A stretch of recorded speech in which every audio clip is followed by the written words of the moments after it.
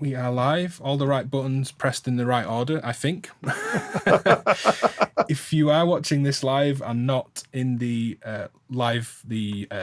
replay just on YouTube afterwards, do let us know if there's any audio issues. We should be able to correct anything. Somewhat hard lesson in learning about live streaming with OBS early on, and I think we've cracked it. So this is the first episode of a new series following on from Feeding the Monster with Chris Meyer, who you can see next to me. And also Kim Bjorn was part of those series. Chris and Kim worked on Patch and Tweak together. Kim did the Push Turn Move book and the Pedal Crush book with Knobs, the demo channel on YouTube. Kim unfortunately can't join us. He was invited for anyone that asked. We did have a few people ask, and unfortunately he's tied up in another project. But we're hoping to pull Kim back in on another project in the future. But Chris, how are you? I'm doing really well. I'm excited. I've been moving studio spaces this past week, and besides from the usual hiccups of like, why doesn't this work anymore? It's actually been a very good experience. I'm really happy in the new place. Yeah, we can see the monster case behind you, which was the previous series. How was moving that? Was that put together in the other room? Yeah, it was put together in the other room, and it probably weighed, 100 pounds, 45 kilos at least. And we eventually found a huge mechanics chest we had downstairs on big wheels that was almost the same height as the table the monster's on. So Trish and I managed to scoot it across to this other chest, wheel it down the hallway and into this room, and then scoot it back onto its table. So I thought I was going to have to take all the modules back out again just to make it light enough to move. Yeah, no, I'm glad. I'm really considering the same frame as you, the ADAC Monster frame, for my pending studio move at the end of the year. Yeah, talking about how you're doing. How are you doing with your big construction project? We've got trenches in the garden, as they're referred to by the builder. Yeah, we're about a week in to the house extension. It'll take me out of a back bedroom studio that is a big mess of storage at one side and a less of a mess of equipment on the other, which is where the direction the camera usually points. A purposeful design space, which I'm really looking forward to. I need to learn SketchUp or something like that. I want to 3D plan out the room, really look at what gear pairs well, and I'll be really fortunate that I will have both spaces. So as long as I have the computer, camera, lights, and a case to keep doing the demo work, I can just have that in one space and really knuckle down and focus on what works. I'll probably work from this room and build up little interesting musical stations in the new space, bit by bit, until I eventually move everything out. But we don't need this space imminently, so that's really lucky. And then I'll have to sell a load of gear because it's not all going in and cluttering up the new space. I'm not going to let it. So I need to think about... I'm going through the same thing as I'm going through the closets and going, if I haven't used that in the 12 years since I moved to New Mexico, there's a chance I don't need it anymore. Yeah. Yeah, and I've things all over. From playing in bands, there's drum kits at other people's places that someone said I should sell them. I should probably just give them to people. They've been there. I was surprised. Some of the stuff I had that I assumed, this is so old, it's got to be worthless. It's like back in fashion now. Like I had a Lexicon Primetime that I bought off of a scrap heap in a music store for a couple $100. Yeah. And they're worth on average $2,000 now. Yeah. Even a Lexicon Vortex is like, fashionable again. It's like, okay, I guess rather than taking these to the hazmat dump, let's get them in the hands of other musicians.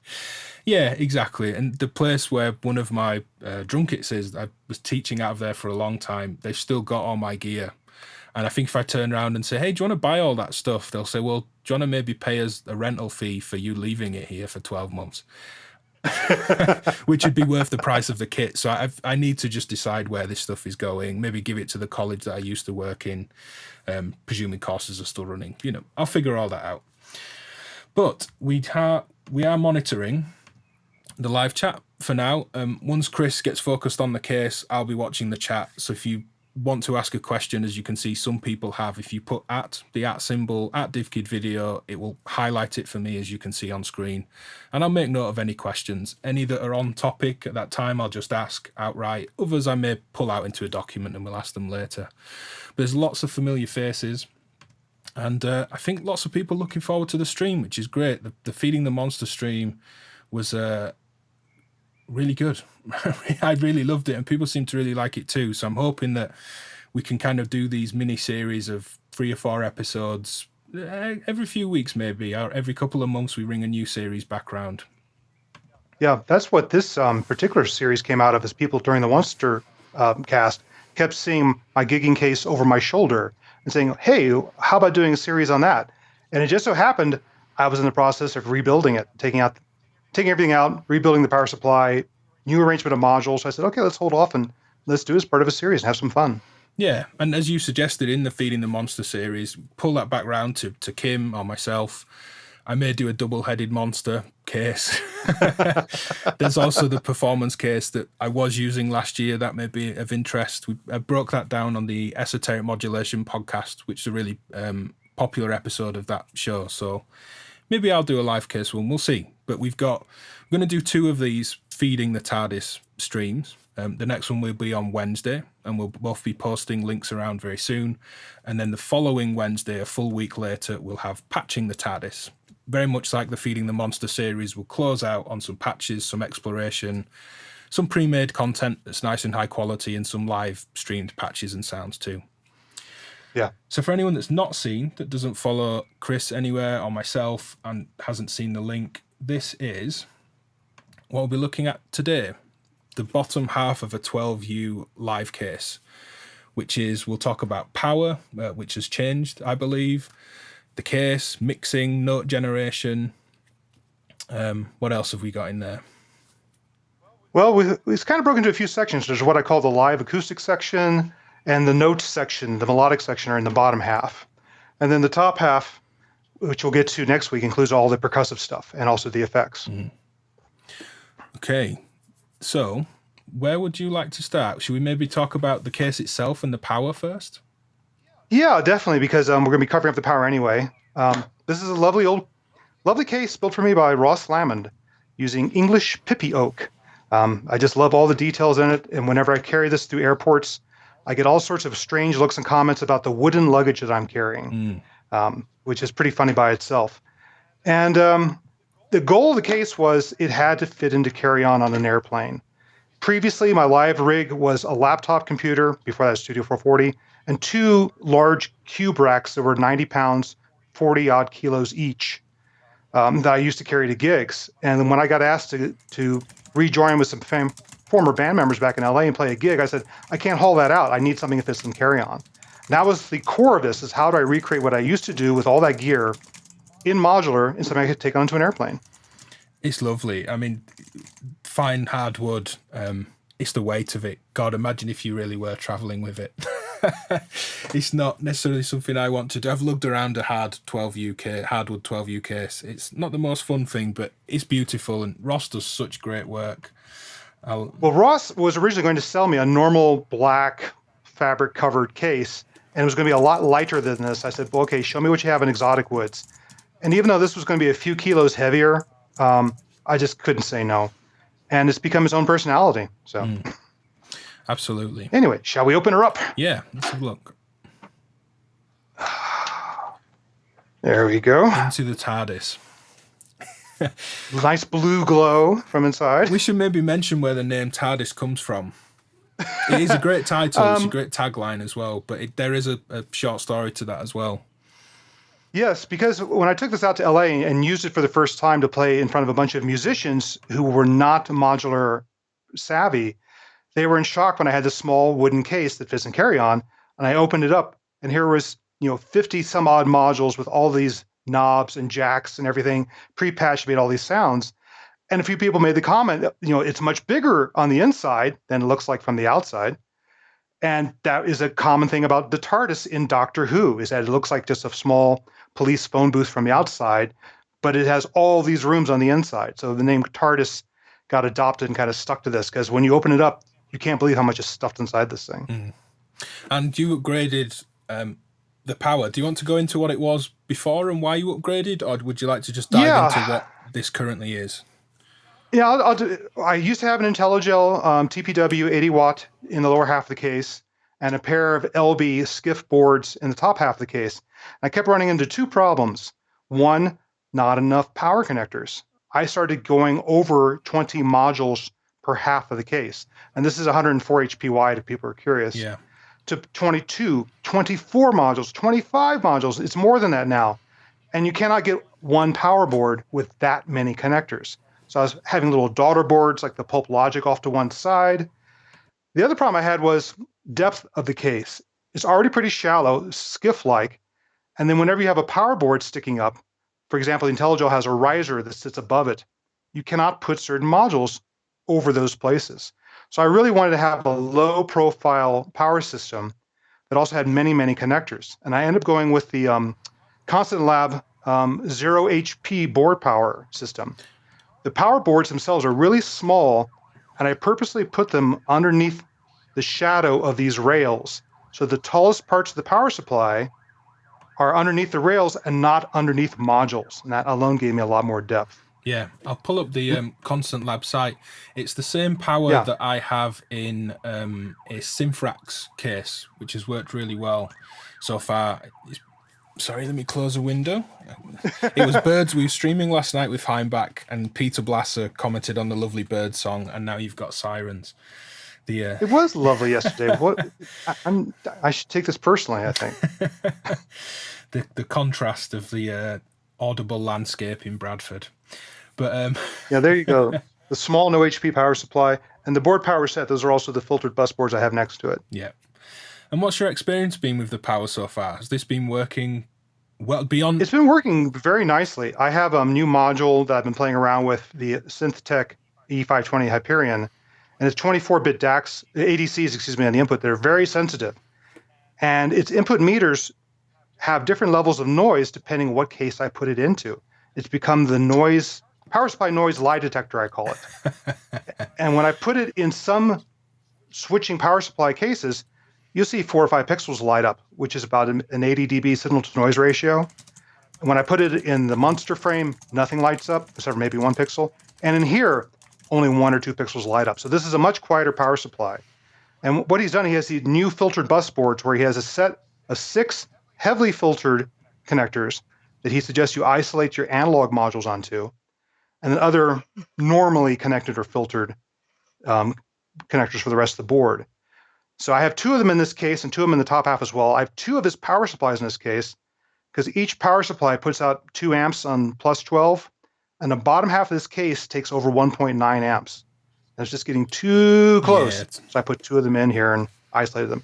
So you'll see me doing some gymnastics while I'm putting modules in here, trying to get the analog modules into the heavily filtered connectors. And I've flopped these 2 boards because I know my mixer sits here. That's all analog. Plug that in here. Yeah. But then my acoustic input section with a mic preamp and all that with lots of gain sits down here. So I made sure I had filtered connectors down on that end. It's been great for me. I've shot lots of demos with it, headphones on, lots of different recording and multi-tracking out of it, and it's been a good power supply, really good. I'll put a link to that in the description, and I will also move over to the modular grid link and share that with people as well, as somebody did ask if we could just share the modular grid link. Let me find that quickly. Sure. Yeah, and meanwhile, I'll talk about, while you're posting that up, I'll make a couple more comments about case layout and power supplies. One, if you're a case manufacturer, do me a favor. Do not put your power inlets and your switches underneath where modules go. Because of this wiring down here, I cannot get deep modules in here, only very shallow ones. They keep hitting the power supply. Hide them underneath your rails or something like that if you possibly can. And the second thing is, I found that there's a big difference in what switching power supply you used and how quiet these cases were. What you really want is the ground pin on your AC connector to be tied to the ground on the power going inside your case. That's how you're going to get rid of noise. Your standard Meanwell power supply does not connect those 2 pins. They're floating from each other. So you're going to have more noise. Touch surfaces like Renee's and other touch controllers aren't going to work as well. You can get a Meanwell medical grade supply that does connect these 2 grounds together. I have a cheap voltometer, and I just went around testing my power supplies to make sure this pin was connected to this outer part of the connector, gets 0 ohms, and now I know I'm going to have a quieter power supply to power my mobile case. Yeah. Couple of relevant questions straight away from the chat. Again, I am taking notes of any. Don't think I'm ignoring them if we don't answer them all as soon as they're posted. But Production Sar asks, looks like a beast of a power supply. Can I ask if it's necessary in a small case like this? I have a side case, a Churia 6U full of modules and never have had a problem. Why would I need something like this? I did a mock-up of modular grid of this case, and I just simply needed a lot of power. Yeah. The mixer that I'm using draws a lot of power. I have a couple digital modules like a vector sequencer, which draws a lot of power. And it went up to 1.9 amps, and that's just steady state. When things start blinking, LEDs, they need more power. When you first power things on, they need more power. So I did a power calculation and said, one board is not going to cut it. These are not terribly expensive, so I jumped up to 2 just to make sure I had no trouble. And I had trouble on the Monster case of cutting my power margin too close, and the case wouldn't even power up with not having enough power. If you have a smaller case and you look at modular grid and you're not using a lot of power, yes, you can definitely get by with a smaller power supply. Yeah. And when we get to the top half of my case next week, I only have one of these inside of it because it draws less power. Same for me. The Simfrax briefcase that I have is 6U and it's 1 power supply, 2 boards. I didn't need the second. I haven't gone near it with the particular modules I've been putting in yet, but it's nice to see it's an easy addition if you do want to split the boards off into their own supplies.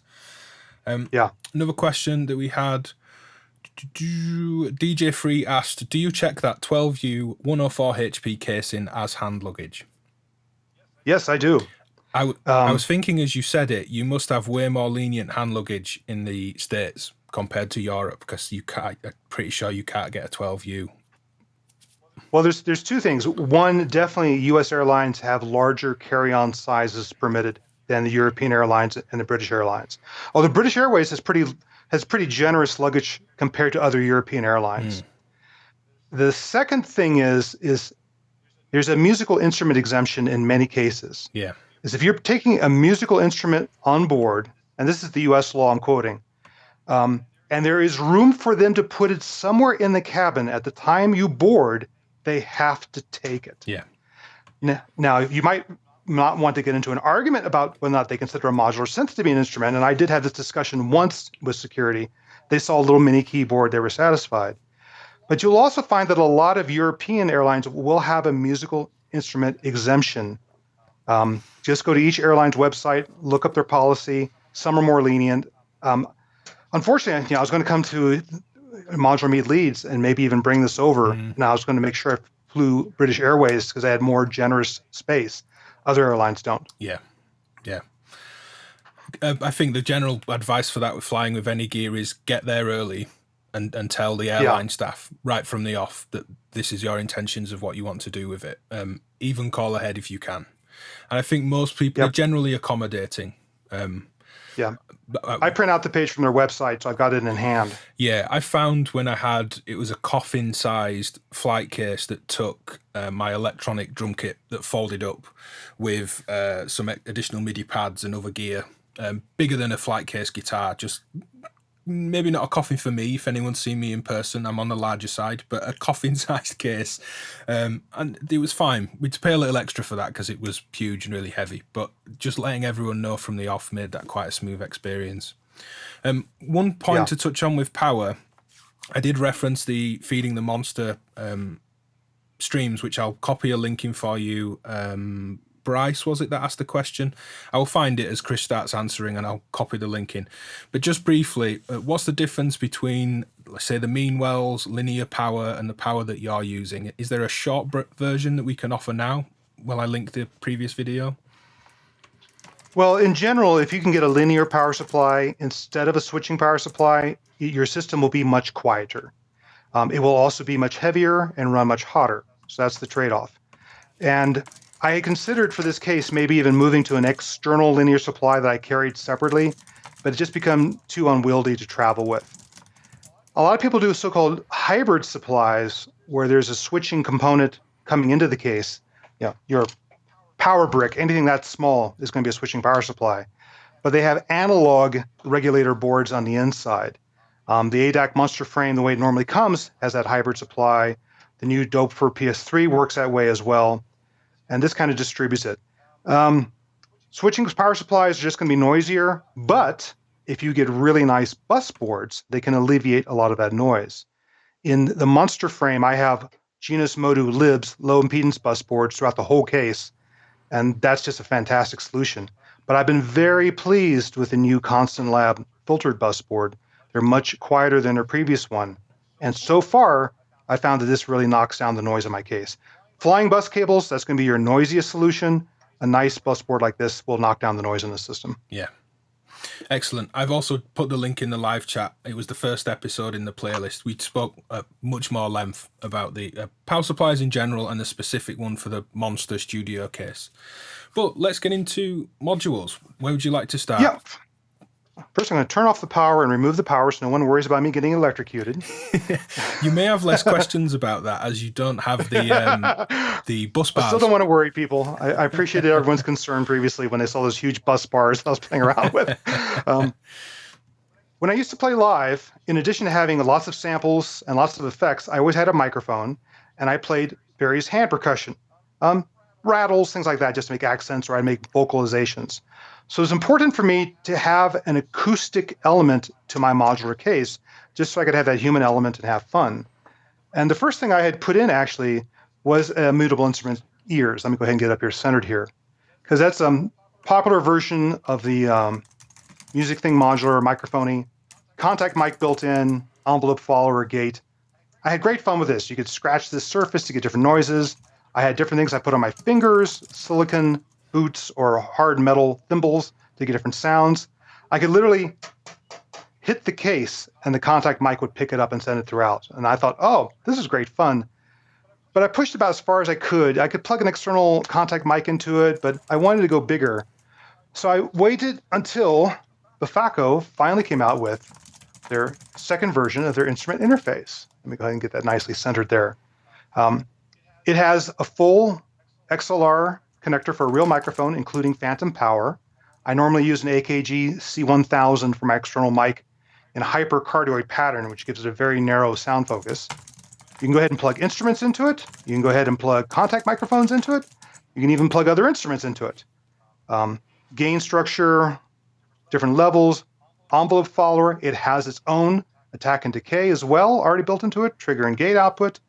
So this is a very flexible way of getting sounds into the case, getting into modular level, but also deriving a trigger from them. Yeah. I found it useful as well for going synth level on it and just using it as an envelope follower. Yeah. Yeah, you can use it for that, definitely. Also for plug in this. Go ahead. The SE condenser mic I have here, I have run into the modular system and used the 48 volts on the instrument interface, and that's been great too. The signal chain there was, I'll be quick because that looks tasty. I know what that is. Go ahead. Instrument interface into the steady state fit auto dyne as like an auto compressor on the voice, and then into the hex mix with a little bit of EQ. It's actually a really nice vocal chain. It's hugely excessive to take a microphone to do a live stream into a Eurorack system, but it has worked really well and just somewhat surprising in a way. But I'm distracted. Yeah, I used to do some vocalizations and things like that. Just different breath noises and sounds, or you can do spoken word or be a human beatbox or whatever. I liked having a microphone to feed through the modular, but this is the thing I have the most fun feeding through my modular. Well, people will have seen I went googly-eyed and distracted by vibrating wires.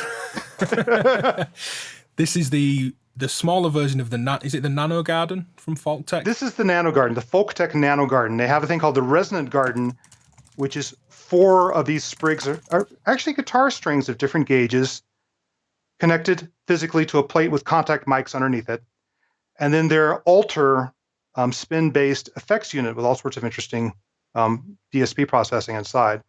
The Resonant Garden is 4 of these sprigs and 3 alters. It's quite a beast. The Nano Garden's nice and small. I can actually fit this in a little tub that fits inside my luggage. And I have a lot of fun between just whacking it, dragging along it, tapping it, using a violin bow on it.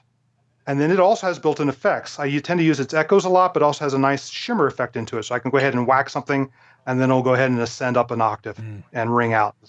So this is one of my input devices I feed through the Buffaco quite often. I think it's such a huge thing that I've certainly been guilty of underutilizing. Foley, found sound, just making sound physically, abstract sources, chasing kind of harsher FM drones and things like that. And then sometimes you realize that actually bowing a cymbal would do it and have all these beautiful, complex interactions in the decay of the sound. I imagine the same there. And same with the Leaf Audio microphonic sound box. When I was playing with that, there's some really interesting gestural noises to be made that'd be really hard to synthesize. And also, let's be honest here, this is a performance case. Yeah. This is for me to play live in front of people. It is far more interesting and dramatic for people to see you actually doing something that results in sound. Quite often, we are behind our cases. They can't even see us turning our knobs while we're playing. I like to introduce more of a physical element like this so people could actually make a connection between what I was doing and what they were hearing. Absolutely. So does that is that just on normal jack outputs? Is it line level? Is it? It's weak modular level, high line level. Okay. So when I plug it into the instrument input in here, I do knock it down to synth level on the switch on the Buffaco. Yeah. So quite often I have a piece of Velcro attached to this side of the case, and dangling off of it is a microphone cable to go to my mic, and the audio cable coming from the resonant garden, and I'll swap them out here and flick the switch depending on which input I want to use. Yeah, and just muting it on the mixer, which we'll get to as you're going between. Oh yeah, we'll get to that because a whole ecosystem has grown around this input module. Because one of the original things I had in here was actually an original mutable instrument rings, which is a great resonator. And I rarely use the internal pluck sound inside rings. I'm always feeding it something from the outside world through the instrument interface into rings. And I had a rings in here for a long time, but I kept adding more modules and I kept squeezing things out for space. So rings is now in the Monster case, and I replaced it with a Codex Modular Micro Rinks, one of the different clones that are available. And the reason I like the Micro Rinks is I liked its layout. It put all the jacks down to one end, which made it easier for me to route cables, then put all the knobs up away from the jacks, made it easier to control and see what was going on rather than having cables running in between the jacks. Yeah. So are you also sequencing pitch on this as a resonator? You're exciting this resonator, the resonant space, with physical things through the instrument interface. And then are you extracting gates from the instrument interface to drive the sequencing? So it's a whole... So far, I'm not extracting any pitch. I'm very interested in playing around with the Erica instrument interface because it also has a pitch to voltage converter built into it. And I'm curious to see if, at least for vocalizations and things like that, if I can make it play. But I've had different things inside the case, and we'll build that out here in a few minutes, to play notes, to pre-select what pitch is going to be played by the resonator the next time I whack something outside of the case. Yeah. Go ahead. I was going to say that's exactly what I meant, not to extract pitch, but a case of are you running a sequence that you are kind of chipping into externally, or are you using a gate that you derive from a whack, a strike, a pluck, a hit? Yeah. And then drive the pitch from that. Yeah, we're going to be building that out. And so I'll explain that as I build it out. But the short version is I usually have a keyboard to pre-select the pitch. I started with a Sputnik multi-touch keyboard, and now I'm down to something really tiny people are going to laugh at. But I use the gate quite often from the external sound, and that's required building some additional modules in between to hold off my pitch selection until the next gate signal. Okay. And that's one thing we'll build out here in a second. Just digging through the assortment of modules. So I need to drive a lot of things from the gate output from this. I drive the rings. I go ahead and trigger a sample and hold to go ahead and hold the voltage coming from my controller. I go ahead and trigger an additional device to act as a noise gate to stop from feedback in live performance. And I started driving so many things, I needed to have a multiple to go ahead and split out all of those triggers. And what I found with multiples is normally I can get away with a passive multiple for triggers. Yeah. But I've had some problems where some modules won't drive more than 4 other modules. So buffered multiples are cheap these days. I'm using buffered multiples in this case for the triggers, just so it reliably triggers everything else. So I've got a multiple right next to the Buffaco just because I need to take the trigger and send it to a whole bunch of different places. Yeah. There's kind of no reason not to go for the buffered option at this point. They're the same size. They're not that expensive. There's the huge performance benefit. The reason was I didn't have enough power outlets in the case. And part of upgrading to having a lot more power connections is like, I can finally use buffered mults in this case now. Yeah. Well, yeah, that's an issue that you previously had. Before that, would you have used stacking cables, the Doppio cables maybe that you use from Luigi's, or would... Yeah, I've tried a few different solutions. What I've ended up using was actual 2 HP multiples inside this case, because there's a lot of stuff that is pre-patched I know is not going to change. Like this chain I'm building now for the acoustic input is not something I repatch a lot between gigs. Yeah. So I would have the multiple in here, a bunch of tendrils, right angle cables, and I'll show you some of that inside the assembly next week. So I could close the lid with that patch intact, and quite often with stackables, most of the hubs, you couldn't really get all that in there and close the lid. Yeah. I have a problem with feedback in this case. You never think of having a problem with feedback with modulars. But I used to, I practiced at home with headphones. Everything would be great. Yeah. Then I'd go out on a gig with speakers, and all of a sudden, something through the instrument input resonated, built up on itself in the resonator, would just start howling feedback. So I ended up having to add a noise gate that when the instrument input goes below a certain level, just to knock it down completely so it doesn't keep building howling feedback. And the Erica Pico mod is actually everything you need to build a noise gate. It has a trigger in, it has an attack decay envelope, and a built-in VCA. So I use the trigger from the instrument interface to trigger this, run the audio from the instrument interface through its VCA, set the levels carefully, 0 attack, moderate decay, and now this acts as my soft release noise gate to cut down on feedback for live performance. It's funny, isn't it? I don't even think about that. I had that with Richard Devine was over at Huddersfield University doing some work, ended up being free for a day, went to grab Richard, had lunch, great day with Richard. Richard's always a great blast to be around. They were playing around with Arbor from Instro with the little condenser mic on the front of it, just clicking, pinging bottles, hitting the side of a water bottle, things like that. And just because we weren't in headphones, he just constantly started going back into feedback with the speakers and the condenser mic. And it's a strange thing when it happens. I mean, it's obvious to many of us that have worked with audio before, but you just don't think of it in modular. You're kind of like, oh, this is a first.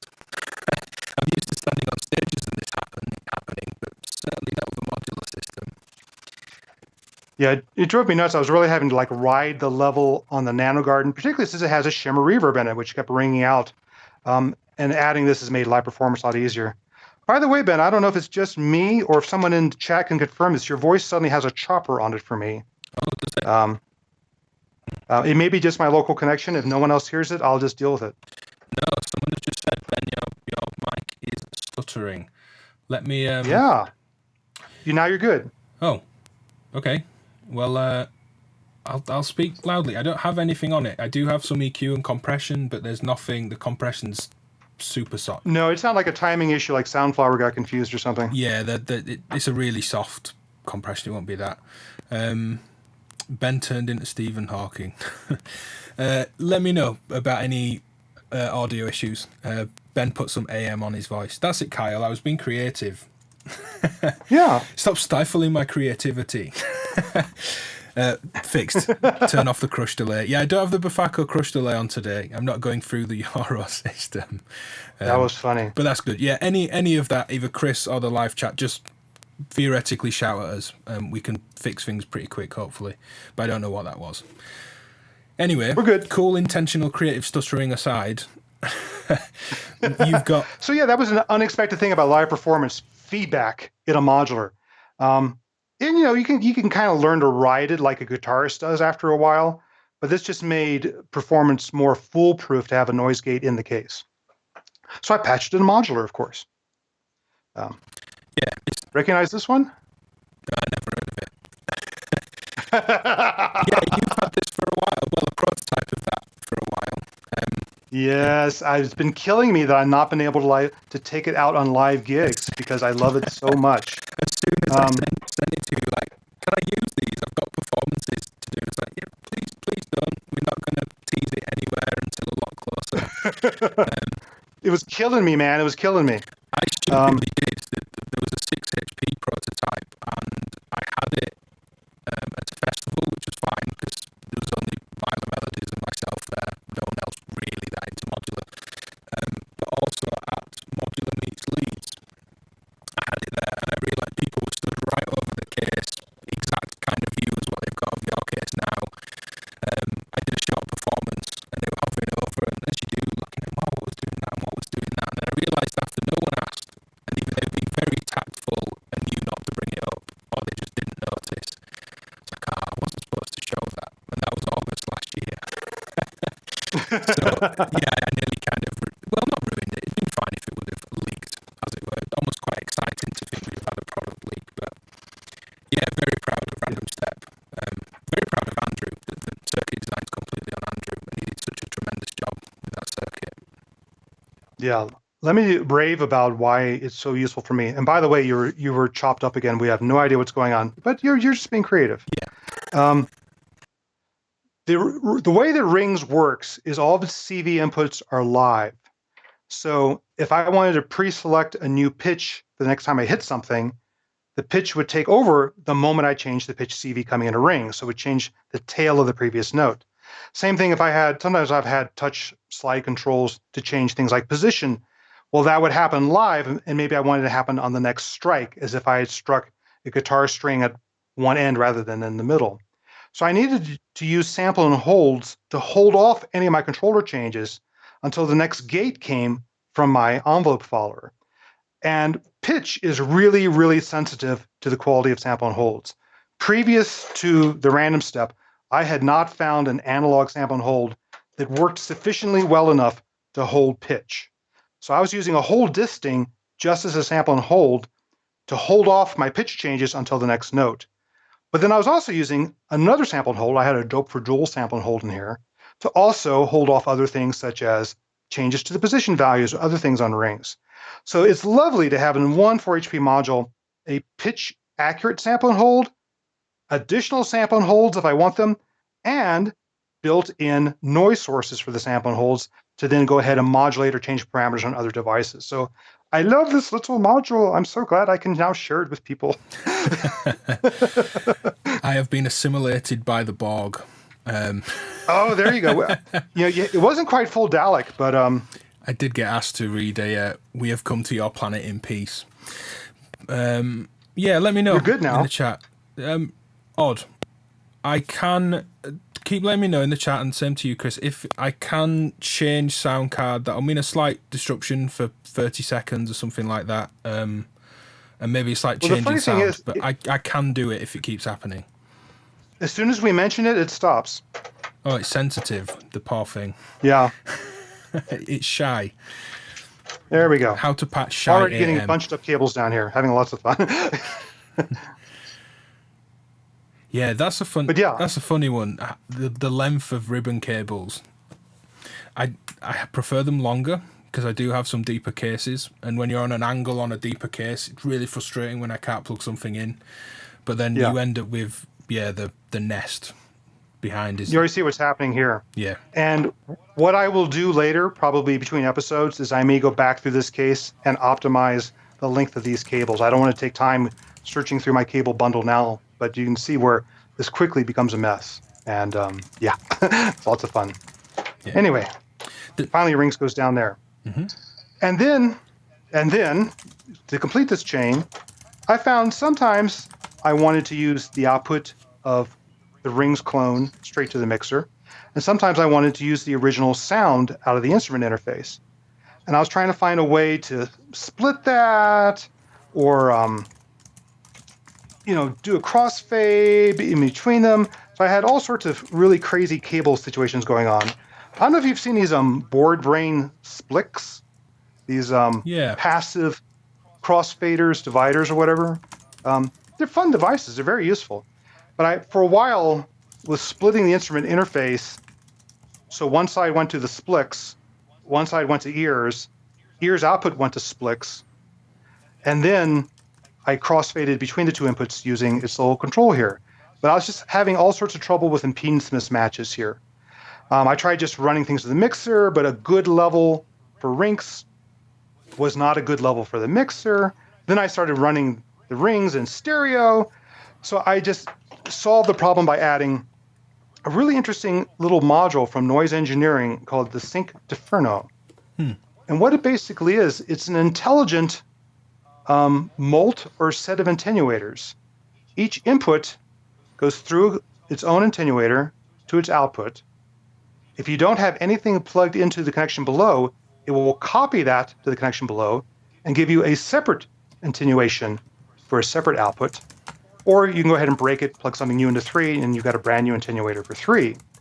So what I'm doing now in this new case is I'm running the instrument interface into here. I have one volume control to drive rinks, another control, which I usually leave up to go to the mixer. They're separate from each other. I can set optimal levels for both devices. Then I can run stereo out from micro rinks without having to go through a SPLICs.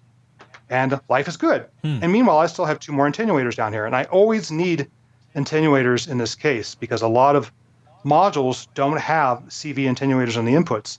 And as I'm modulating them, I might need to attenuate the level of their control a little bit. So this has become a sort of a Band-Aid, but it's a nice little module.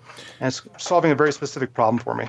Have you got an option to shift focus on that camera slightly, Chris? I think as you've been pulling modules up towards the lens, it's now not catching the kind of base level of the case. We can finish this. There we go. There we go. Yeah, my phone went over to locked focus for some stupid reason, but here's continuous focus. Yeah. There we go. Yeah. I've already run into this problem like, power connectors underneath another module. Yeah. That's the only problem with those boards laid out that way. There's so many connectors, and often, as you say, more than 10 modules a row in that kind of setup that it is awkward. I leave them dangling for dear life is my approach. I considered doing that for this thing. It's like, I'm not going to screw anything in. I'm just going to let them flow to make it work. Yeah, I kind of put them in as you are now, and then I might let random step, the rings clone, and the sync just kind of dangle off the edge of the case for a while. But the cool thing is now this entire so-called acoustic section of the case, it fits into those 6 extra filtered connectors on this power board. So I've got some extra filtering on my acoustic input. I'm very happy about that. I see Gerald's in the live chat saying he's got a monster coming in if you need more feeding content. Monster case, Gerald? The ADAC one? Or that could be a whole range of things from monster synths, calling synths beasts, to being Gerald. It could be something rude. I don't know what Gerald means. Let me know in the chat, Gerald, if you mean the ADAC case. I think that's where I'm going as well. I mentioned at the start, maybe a 2-headed monster with the ADAC frames in the coming months. Yeah, we'll see. Yeah, he's going to go with the same case and the FreeU rack on top of it. Yeah, if I get 2 of them, because ADAC offer a kind of extension along the top, which is rack space for other 19-inch rack gear. There's like a double rack that will sit on top. It then adds some pieces down the side that would leave a gap between 2 of them pushed against each other. So yeah, I need to just work that out. Custom sides would help that, but yeah, we'll see. Production SAR, a lot of stuff going on in that corner of the rack. Yeah, it's a dense, as you call it, the acoustic section, Chris. A nice, dense little performative controlling kind of voltage. It gives me a chance to know this is where that's all happening. So I really segregate that in my mind that that's where I'm working. Yeah. Yeah. Gerald, because he's mentioning all sorts of lovely distractions now, he's going to put some 500 series on top. Distract me with that in a message for later. Let's chat 500 series. Instagram messages or something, message me. We need to have a call, Gerald, and just have a catch up and a chat generally. That'd be cool. So does this finish out, Chris, the acoustic section of the case? You asked earlier about how I was doing pitches for this thing. Okay. So let me go ahead and just insert that quickly so people can thematically know what I'm doing for pitches. I got a couple different ways of changing the pitch on the Munster. And I started with a whole Sputnik multi-touch keyboard, like 48 HP. Then I had the Pittsburgh KB1 for a while. And now I'm down to this. The Topher micro keyboard. They look useful for being able to, as you say, be playing something with one hand and almost kind of live transpose or play what you're doing. It's very convenient for that. Someone asked me, are you actually like trying to play riffs? No, I'm not trying to be Keith Emerson with this thing. But it does allow me to go ahead and pre-select pitches. It has a couple octave range on a switch up here. To go ahead and pre-select pitches in a minimum footprint. It also allows me to put the gates in a different part of the case away from where the keyboard is. So I can put the keyboard somewhere convenient to reach and to play, and while the gate interface is somewhere else off in this case. I don't know why they put the white keys like this. For me, it makes more sense for it to be laid out like that. So I actually use this module upside down in the case.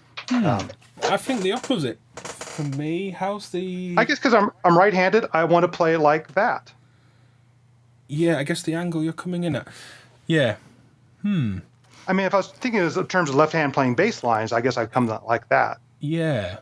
See, I'm so used to the ADAC 207 quantizer, which is what would be the right way up for that Dope for module, that just seems normal to me for a module. I wonder which hand I play that with. This really made me think. But the thing is, you can turn modules upside down, and I will do that quite often in this case, just to make things easier to reach. So at the moment, you're plugging in the connector between the two modules. Yes, it actually sends MIDI between the keyboard interface and the gate interface. And the gate also has pitch out on it. You can use these buttons also as individual triggers. They don't have to all be for the keyboard. There's all sorts of fun things. Very programmable. There's a lot you can do with it. But yeah, it runs a serial connection in between the two halves, sending MIDI commands. And that's how you can set them apart from each other. So that's extracting a gate per note. Yes. Do you use every time I do a new note, although I really don't use the gate in the way that I play this, is I'm letting this pick the note, and then I'm letting the envelope follower supply the gate.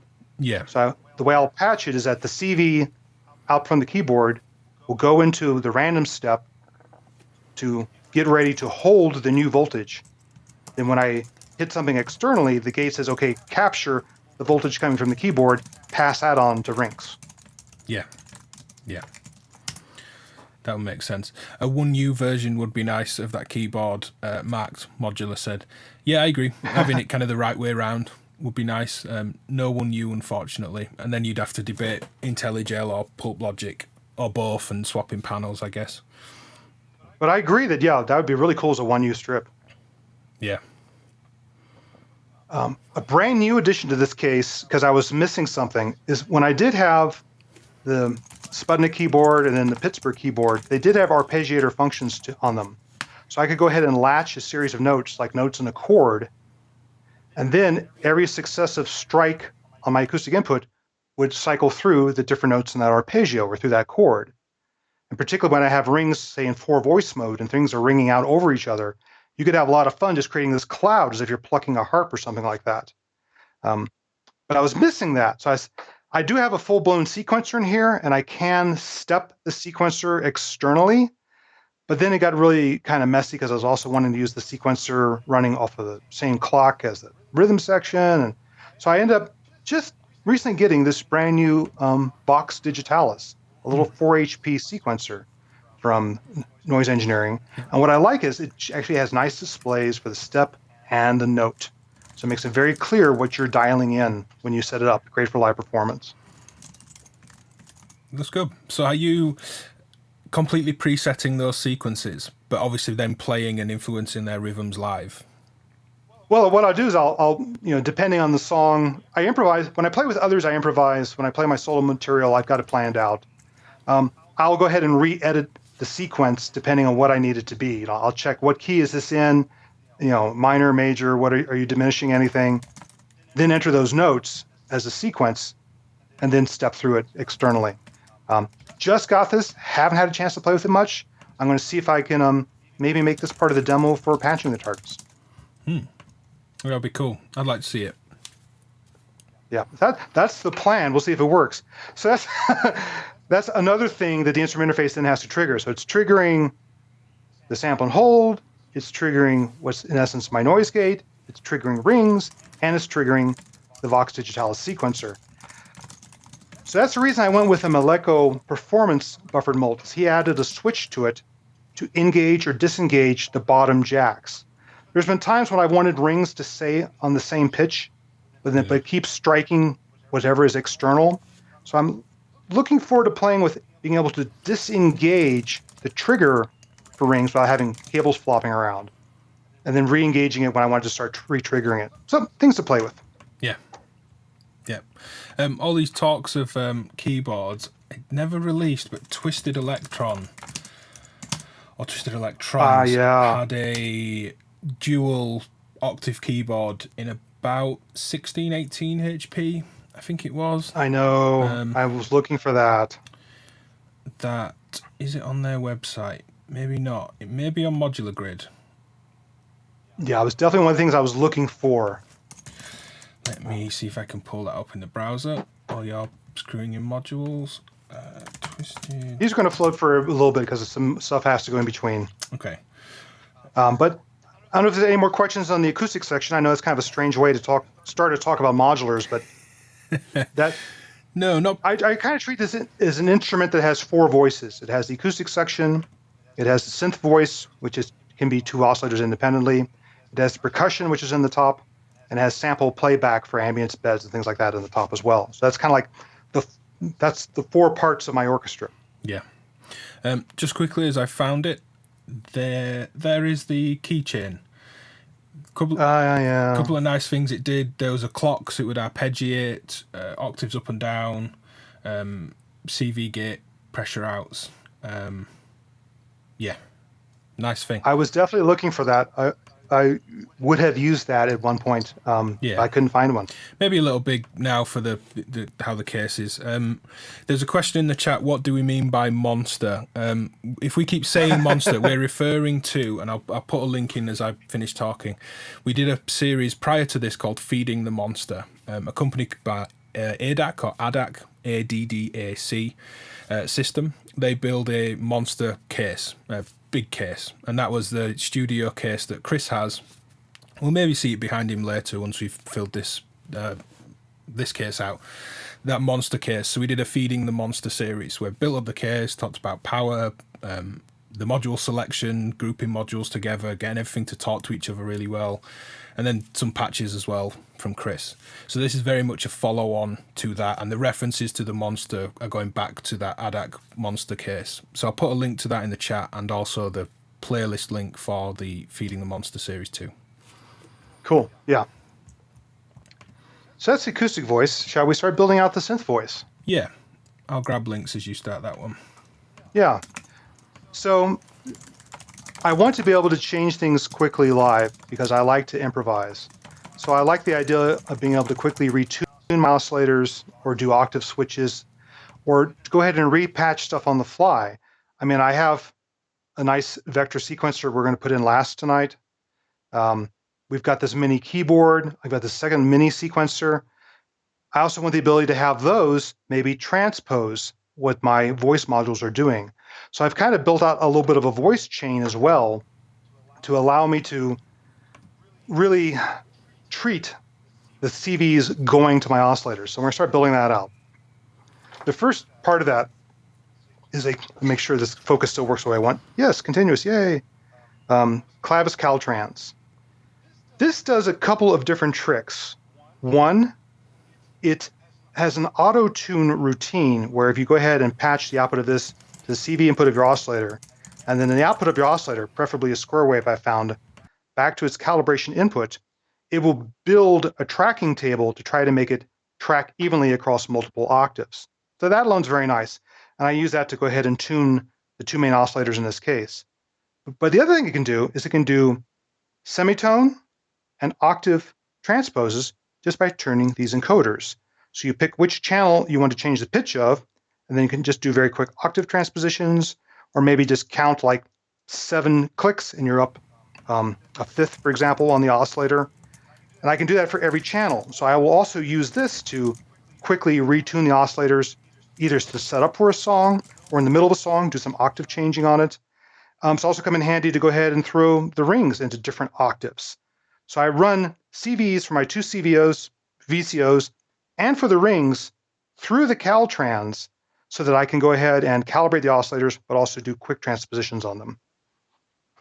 I think they're now out of stock, the Caltrans from Clavis. I imagine that's because I bought 4 more of them for my monster case, and then told everyone how good they are. So I think that will have definitely been part of it, an influence on that. But that's also in the monster case how you're managing pitch and things like oscillators that don't accept negative voltages, trying to get middle C into the same place. That was the best solution for your kind of pitch management. Yeah. So it's been great for that, but we talked a lot during the Monster Series, Ben, about how much you like to do like octave switches in live performance, and I find that's a fun thing to do for sequences as well. So that's an improvised module for me. To throw in the transposition element, I had this really weird little buffered mult called the WK1 from LPZW. Yeah. Small, probably one-person company in Germany, I dare say. Yeah, from Leipzig. Yeah. Yeah. There's a couple different versions of this, and I have the special version called the A-Room edition. One of his musician users suggested an alternate wiring where it takes 3 separate CV inputs, copies them through a buffered mult to 3 CV outputs, but then has a master transpose input. So anything that hits this jack will transpose the 3 channels going through it. Now I can start using the mini keyboard to transpose on the fly either what's happening, with the sequences, etc. So that's why I got the special version of this buffered mult, so I could also have a second device. So I can have sequencers sequencing sequencers. There we go. And have a second sequence line, which I've done quite often with a vector, transposing the first sequence line because it's on a completely different time base. You can do some of that internally in the vector, but I like having this out. So 3 channels of the Caltrans go straight into 3 channels of this particular interface, and then I will live patch, depending on what I need, who's going to transpose all the voltages going through it. Yeah. Ed Random in the chat asked, can he see the back of the module? He means the Caltrans. Can you maybe hold the back of the Caltrans up if it's not screwed in? Yeah, if I undo the power connector first, yeah. I'm not sure what Ed wants to look at, but maybe how dense the board is at the back, or... It is seriously surface mount. There is this riser for the power connector because he couldn't get the density of all the controls and all of the jacks and all of the buttons and have room for the power connector. So it does make it a little bit deeper. He had to have a riser for the power connector, but it's still not bad. It's very skiff friendly. Production Sarah asks, how can you remember all this stuff? I'll jump in as you get these in, just to jump in on the answer. For me, remembering all this kind of thing and music and theory and that became my life. It was a decision I made early on, and was fortunate enough to follow it through the last 10 or 15 years. That's all I'm doing, probably at the expense of remembering other things, but that's always been my kind of take on that. That I put a lot of emphasis and effort into really learning the core of what these things are, so I understand what's going on. I know you spoke about that in terms of actual patching, and to speak to people that say, oh, you can never get a patch back on a modular. And it's like, well, you really understand what's going on, you can. But yeah, to actually ask you the question, how do you remember all this stuff? Well, part of it is that, this case is very much my personal instrument. I've been playing with it for a year and a half now, and this is actually, according to Modular Grid, its 22nd iteration. And a lot of that's because I play with it, I figure out what I need, and I'll refine it.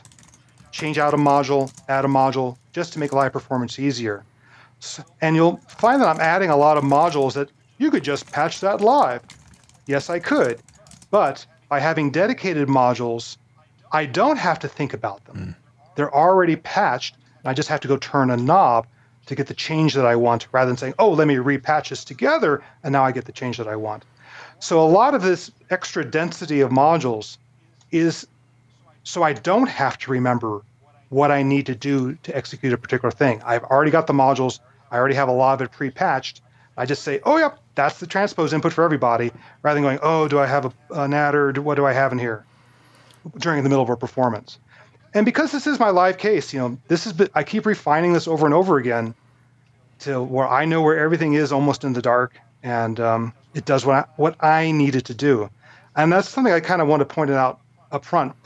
You don't have to buy these modules. I'm just pointing out my thought process on why these modules, starting with how am I making music, what do I need to make that easier, and that leads to what modules. That's why when I was looking for precision adder to do transpositions, I just looked at what were all the different precision adders available. And this just shook out as, oh, look, it's only 2 HP, does exactly what I need without extra stuff. It's a rare module. You have to pretty much order it, to be built on demand, but it does what I need, and it makes my life easier. Yeah.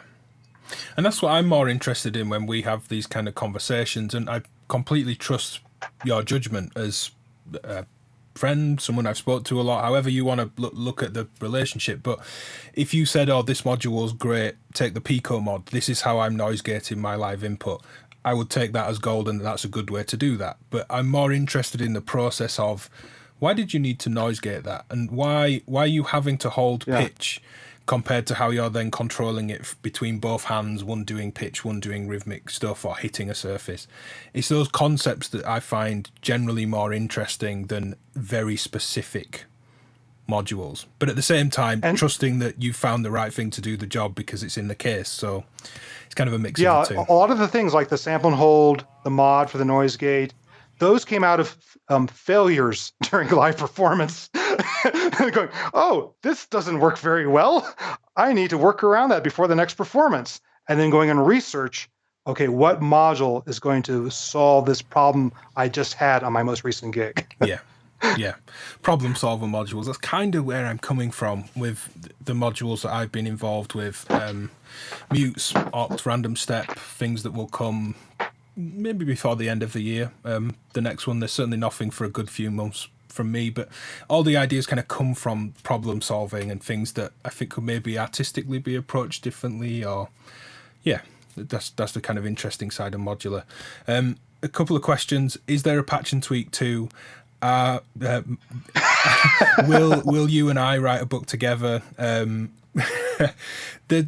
Currently I've no plan. I've been writing PDF patch books, if that's of interest to people on Patreon. The most recent one, you did. Join Ben's Patreon channel. You won't believe all the great stuff he shares with us. Well, and likewise Chris's. I'll put links to that. If anyone does want to support and buy, I will certainly buy Chris a beer in person when we can see each other. If you do, you can super chat now. Someone asked in a previous stream, why can't I super chat on your YouTube channel? That's now set up, and you can. There's a little weird $dollar block. If you want to throw anything in the super chat, you're welcome to. It's absolutely not necessary, but that goes some way to help supporting what we're doing. Of course, as does Patreon, which will actually get you a lot more benefit than a kind of tip jar on the internet. So let's drop links. Patch and tweak too. Have you finished the first one yet?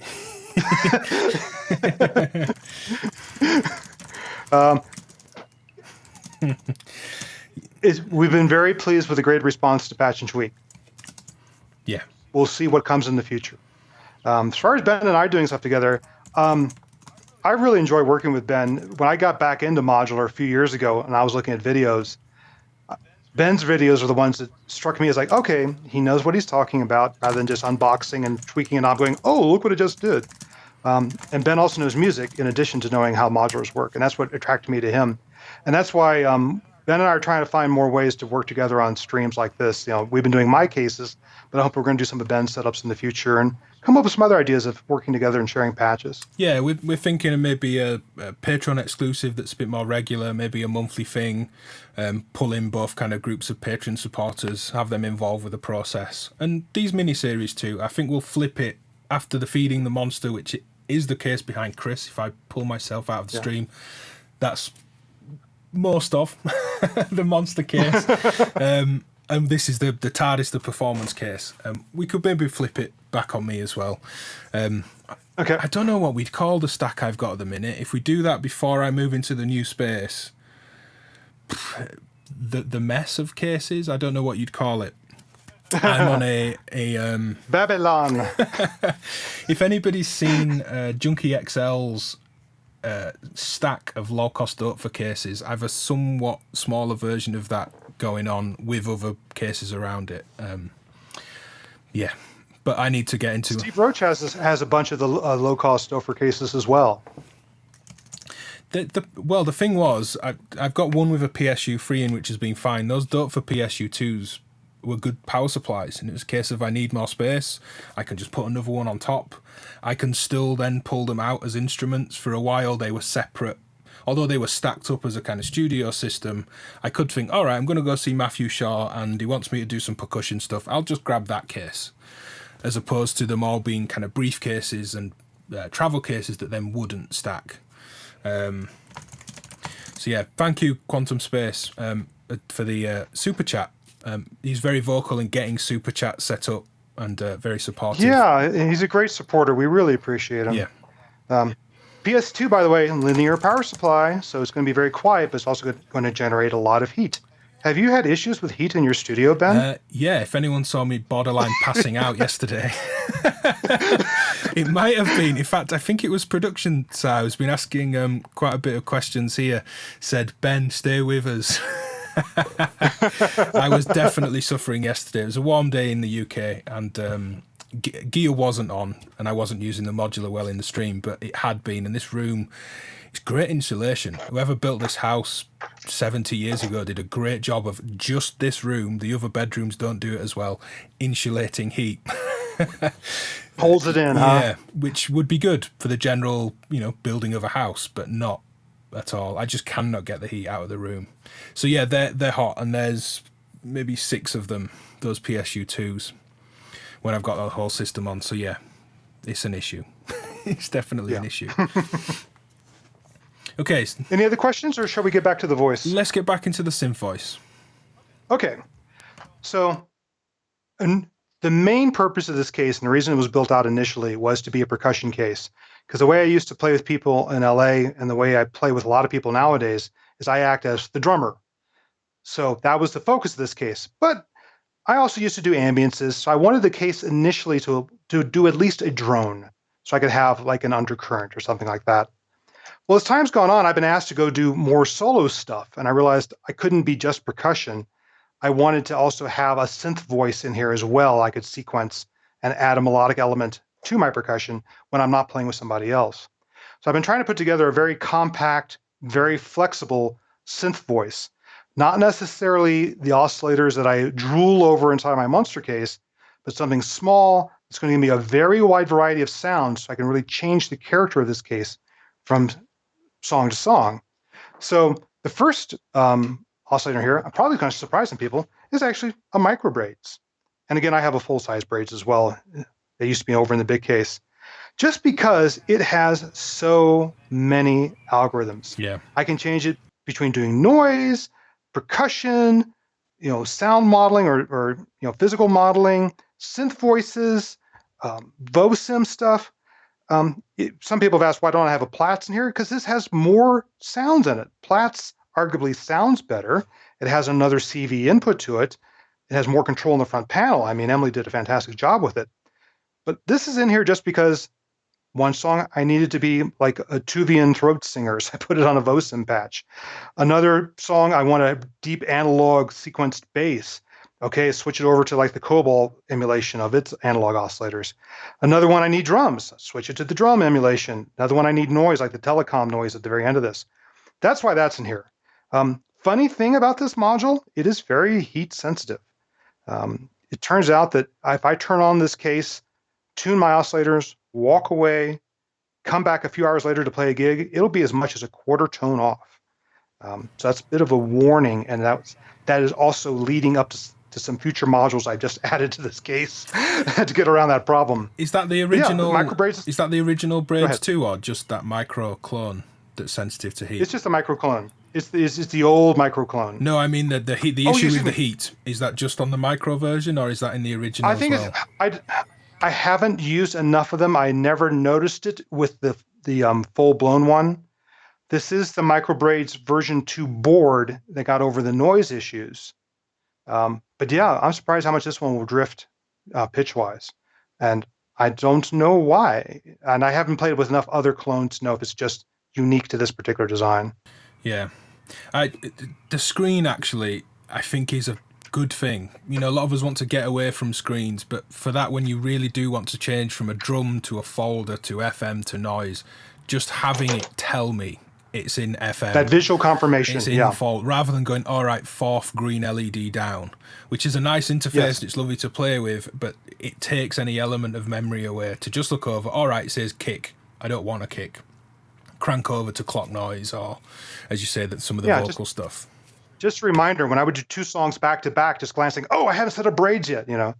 I'll tell you a live performance story. This is someone else's. As I saw Steve Roach play in Santa Fe here late last year, and in the middle, during a really loud section, he blew the circuit breakers in the club. So it powered down the whole system, and took him a half hour to get all the power back up. But he had a 5U braids in his modular, and it was set to be a vocal patch, and it came back up as seesaw. Like, I said, that's going to bite him later on. and I saw him later on. He faded up one. That's not right. Then went over and could see on the display. Okay, vocal. Now I've got it right. There you go. Maybe the pots. Someone in the chat says maybe it's the actual pots used for fine and coarse. Good question. They are bumpable, and that's another reason why I'll set up an initial tune here on microbraids, then actually use the clavis Caltrans to do my octave and semitone transpositions. Once I have it tuned, I don't touch those controls. I do my retuning over here, and that's why that module got added. The other oscillator I've added to this system is a clavis twin waves, which is actually 2 VCOs inside one module, or the second VCO can be an LFO, so I'll use it as a random modulation source quite often. And it also has a wide range of different synthesis algorithms, not as wide-ranging as microbraids, but they're pretty cool. The additive patches are particularly cool in here. And it has this little display just to remind me with the 2 characters what patch it's on right now. So I can layer these to create a very fat voice, because there's also a sub-octave output from the clavis twin waves. Or I can split them and use them as 2 different voices going at the same time. So that's the second oscillator in this case. I just screw that in just rather than me typing it. There's some chat of Emily Mutable Instruments leaving, and the cloning being the reason that she's leaving Mutable Instruments, that the company will kind of cease to make anything new. And just questions about thinking that she was going to release a handful of modules. Emily recently said publicly, I can't remember where, maybe in the Mutable Instruments forums, but also in a comment on my Ripples demo video, if anyone wants to read the exact words. But the wording that she said on that comment was, there's 3 modules left and then we're done. So that's kind of that's where we're at as a community or scene with Mutable Instruments. 3 more modules to come within the next year, I think. And I will say, I really believe Emily should be compensated for her brilliance. So in every case where I have a micro version of one of her modules, I bought the full-size version first. Partly, just to become familiar with it, see how it worked, but also I wanted to make sure she made some money off of it. Yeah. I know lots of the kind of cloners of that have offered a royalty, because it's open source, so people are allowed to do this. Yeah.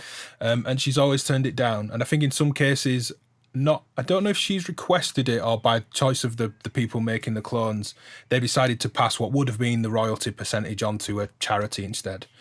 So I think That's nice. I think a lot of people have offered, but I agree. She deserves to have done very well and be compensated out of all the great work she's put into this. Yeah. But this is the reason for this case why I have so many clones. It's not trying to avoid paying her. It's because just the size. I'm trying to get more modules into this case. But that's fine. That's what the monster frame's for. It's got all the full-size modules. Yeah.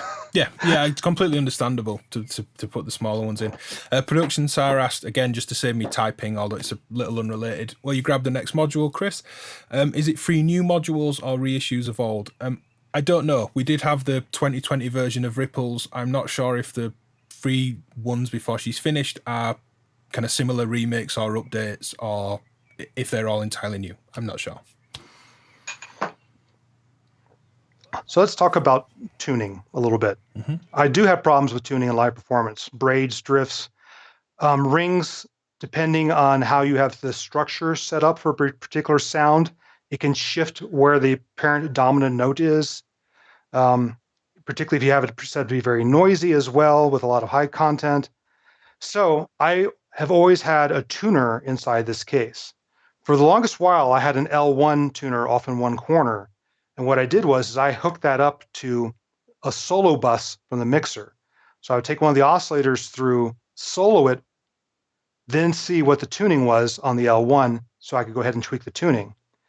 I've just recently changed that. I'm going to try a Noise Engineering Sync to Faro, which is their digital update on a strobe tuner. Yeah. And it fortunately has 3 inputs with throughs on them. So I'm going to put the 2 oscillators, microbraids, and one side of clavis, as well as rings, through those 3 inputs, so that I've got in line a way of checking their tuning without having to set up a Q bus or send off to another module. The L1 had 2 channels that it could also through, but I had 3 sound sources. This is brand new. I haven't even tried it yet, but this is an attempt to solve the live tuning problem. It's just to see if people are in tune. Because I've had problems where I have like faded up the second oscillator for emphasis and it was a quarter tone out and stuff like that. And a little bit embarrassing. Yeah, these things happen. But no one noticed though. Everyone just thought I was like doing some really, future-based stuff. yeah, but the kind of Reese baseline unison stuff. We might have had a great spot from the Railser, I think is the username, mentioned the power cable from the dope foot on the top right top left isn't connected. So you may have not. Oh, thank you. I just screwed it in without doing that. May have missed that one. And Vlad from VPME of Euclidean Circles fame, mentioned it could be a lower grade of the 10 volt reference diode on the micro braids, which would be more conducive to temperature changes. Yeah, I won't name the builder, but I wasn't pleased. There were some things when I got it back where the LCD, the display wasn't even straight and stuff like that, and it's quite annoying. Oh, this is going to be fun. Well, I'm gonna let this dangle and do that later. Yeah, you can come back. There will be some the famous Ben dangling module solution, and there'll be some tweaking of the Tardis in between this stream. Yeah, and that's why there's days between these episodes. Yeah. Wednesday, coming Wednesday, same time, 8 p.m. UK will be the next one. We'll both be share links soon. While you're grabbing the next module, just to keep talking to the chat, there was talk of London Modular. Yes. They've just recently closed their Hackney Wick store. They still exist online, and I think they're looking for somewhere new. But complications, rent, running a business in London, I think, kind of got on top of them. Who was this? London Modular. Oh. So they were in, when I saw them, they were in Hackney Wick inside a small room inside a record shop, but a cool vibe to the space. Really great coffee on site, good record store, nice vibe. But they just recently posted a day or two ago that they're closing their doors for now. Business will carry on online, and they'll be looking for somewhere else. So it may be not London modular. If they want to get out of the complications of London, I don't know. But yeah, some great staff there. So I hope they do carry on. Yeah, that's a shame. Oh, well. I was curious to see, like a lot of manufacturers have done well during the pandemic because a lot of people have been locked inside with their modulars and expanding them. But I feel sorry for the storefronts who are used to foot traffic as being a way to sell modules. Yeah. Yeah, I think Elevator Sound in Bristol opened up 20-minute bookings, and there'd be 10 minutes between each booking. You'd have to wear a mask. You'd have to disinfect on the way in and out. It seemed more uncomfortable than I would want to go and experience because it's such a cool spot. And again, with really great staff at Elevator Sound, that they're doing their best they can. That if you're local and you want to come in, you want to try something. And that's the beauty of these places. You can go in and say, I need an envelope generator, but I'm not sure what I need. And they've got systems set up and knowledgeable staff. And that's why I always say buy local wherever you are, that these places are great to walk in. And just exactly that. Yeah. Hey, I want an oscillator that's really like harsh and digital. It's like, all right, check this out, and come and patch. And they're trying to offer an in-store experience at present, but we'll see how that shifts. Yeah, I mean, you have to do that sometimes to pick a module because maybe the musical tastes of the person who did the video don't match your musical tastes and aren't showing the module the way you would use it. Yeah. Okay. Any more questions, or shall we head on? Nope, we're good. We'll head on. Trying to make sure we don't keep you up for 4 hours like you were last night. Thinking of that stream really briefly, someone said you've got to go watch Heimbach, Ben, Constantine, and Peter Blasser of Seat Lombard jamming. Peter's instrument was sellotape. He kind of in time rhythmically would tear and stretch sellotape, but he really was packing gear. As soon as we finished the stream, he said, right, I've got to go to the post office now. He genuinely was taping and bubble wrapping stuff. Really harsh noise. It's horrible to monitor and jam live on a stream. And it's kind of like, what's that like? Really horrible. So I'm like, oh, it's Peter with a roll of sellotape. That's hilarious. I'll find a link for that to throw in the chat while you grab the next module. Yeah, actually, I was going to go back. I forgot to share one thing about the Clavis Caltrans. Another thing I like about the Caltrans is it does have CV inputs to change a parameter of each sound, and you can use LFO2 to be a modulation source. They have all sorts of fun stepped modulation, drunken walk, random modulation. You can externally sync the LFO on the Clavis. So I do split off the clock from what we'll be talking about in the next session to go to Clavis to synchronize it. So a regular thing I would do is run the second half of Clavis as an LFO, take it out, run it back into parameter 1 on the VCO side. The problem was there's no attenuator for that parameter input. So I was trying all sorts of things. For a while, I was using a particular headphone volume controls to be inline attenuators. These actually work pretty darn well. And I find that you've got more control over the sake of the entire rotation than you do some of the mini sliders that are out there. Bit fragile, but it worked well enough. Now that I have the sync to Faro in here with all these attenuators, I have some extra channels of attenuation. I'm going to pre-patch the LFO through one of the attenuators back into Clavis's other input. I can always unpatch it live when I want to override it, but that's a default patch I'm using all the time. I can go ahead and pre-patch that as well. So a little tip on the twin waves. So now I have these oscillators. They're coming through the Solo Vero. It's a tuner, but it has through outputs. I need to mix them together. And so I just need a really tiny mixer. So I've gone back and forth between using a Pico mix from Erica and a 2HP mix. I actually like the Pico mix a little bit better because it's 3HP, a little bit more finger room. It's only 3 channels, a little bit more spacing in between the controls. So I find it easier to use. But I'm tight for space in the top row of this particular case. So I've gone back to an 2HP mix to go ahead and mix the microbraids output, VCO1 from the Clavis, and the suboctave from the Clavis through here before going on to the filter. And actually, since it has a long cable, on this power board, these 6 connectors are the ones that are extra filtered. This is an analog module. I'm going to stretch the cable down here to put the analog mix section onto the more noise-reduced power connections. Okay. as you get that in again, Go just ahead. to save on some typing. Mention of other shops. I think London Modular, it looks like I'm moving to Hampstead, the other side of London, which is great. That's nice that they're already thinking about or knowing where they're going. Signal Sounds, not long had a new bass. Yes, they moved out of Guitar some time ago, where Jason was operating it as a kind of shop within a shop, if you like. They've got their new space. Currently not open in the current situation, and we're working towards being open certainly by now. So I don't think it ever officially opened for the public. I think COVID hit probably around the time they were going to do that. So there will be Signal Sounds in Glasgow as well. But yeah. I like working with the folks at Signal Sounds. Even though I'm in the US, I've bought some stuff from them just because they're just so helpful, and they help distribute a lot of the harder to get module lines. Yeah, and I don't know what shipping they're on, but they're like, oh, you need to get something to Israel. Yeah, we'll send it. Things appear quickly around the world from them. Great bunch of staff, Jason, Kyle, and Alex. Yeah, I have 2 packages coming from Australia. One is Australian Post, and within 3 days it had gone into customs in the US, so I'll get that next week. And the other one's going DHL. I ordered that last week. I said, estimated delivery date, July 28th to August 2nd. Yeah. It seems some postal services are really suffering at the minute, while others still are quick. You know, things coming to me from European countries in a day or so. Others, you're kind of like, I've been sat weeks for this. And you've sent it, next day, special delivery even. Oh, yeah.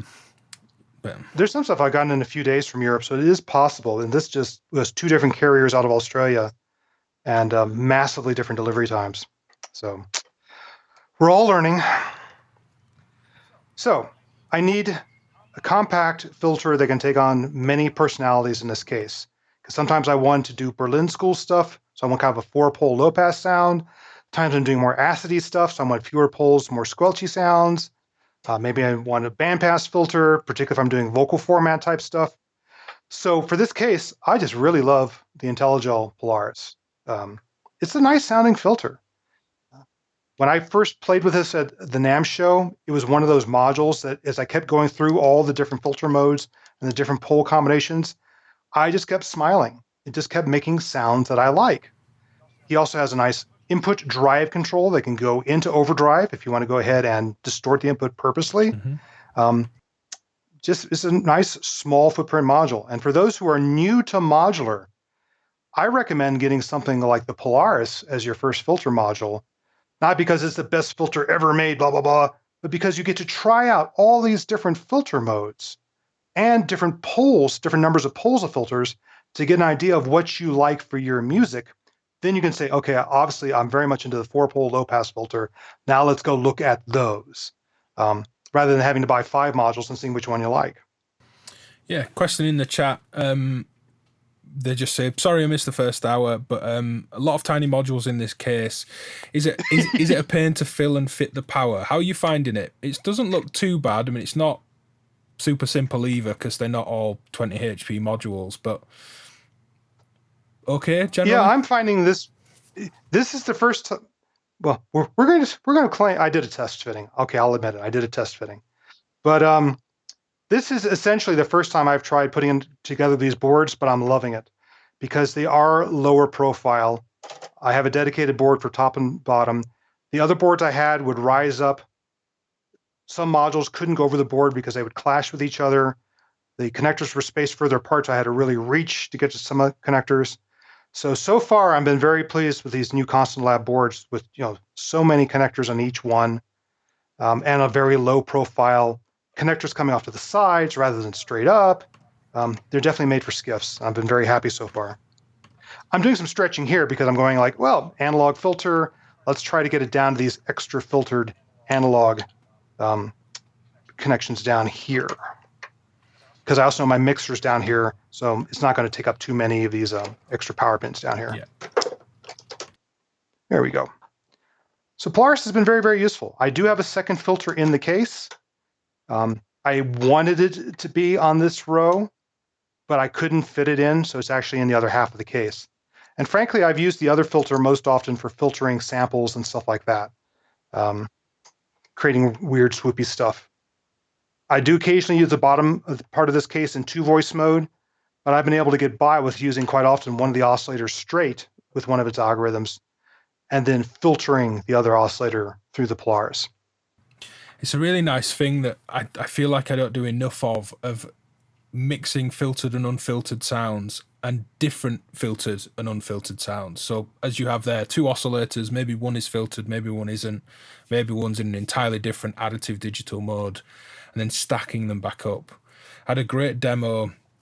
It was all very basic analog East Coast kind of patching, but from GPR with some of their Eurorack modules, and it was a case of, this oscillator into a SEM style filter, this one into a ladder style filter, different envelopes and LFOs to them, and then bringing it all back together in the kind of final VCA stage. It's really great sounds. It's not something I do. Yeah, as you know, I'm very deeply into layering. I tend to layer, but just not filtered and unfiltered for some reason, or different filters. I tend to, if I'm layering, I tend to be thinking about what it is I'm layering, the percussive part, the sustained part, and the tail of the sound. That's always how I've gone about creating it, as opposed to 2 layers of maybe similar length and energy, but I'm just after the tonal differences of the 2 or the ability to manipulate them differently. I tend to be right. I want to layer in a sound because I want more kind of percussion on the front end, more of a transient hit, or I want something to fade in while something percussive fades out. So it feels like a more complex envelope, even though it's just a simple fading envelope and a simple percussive one. But yeah, be interesting to hear that when we get a week and a half in. Yeah, well, we'll see what I'll cook up for that. I did do a set of 4 pieces using an earlier version of this case for Data Cult Audio at the very tail end of last year, like December 28th or something like that. And there's the first piece in that set, Sleepless in Niger, for example. I'm using the clavis in his additive mode, going through the Polaris for the bass voice, kind of a hornish bass voice.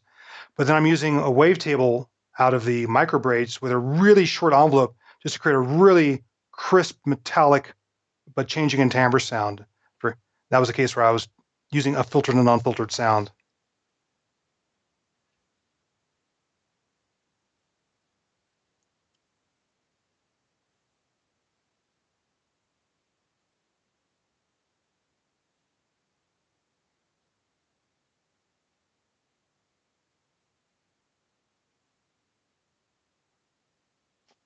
Okay.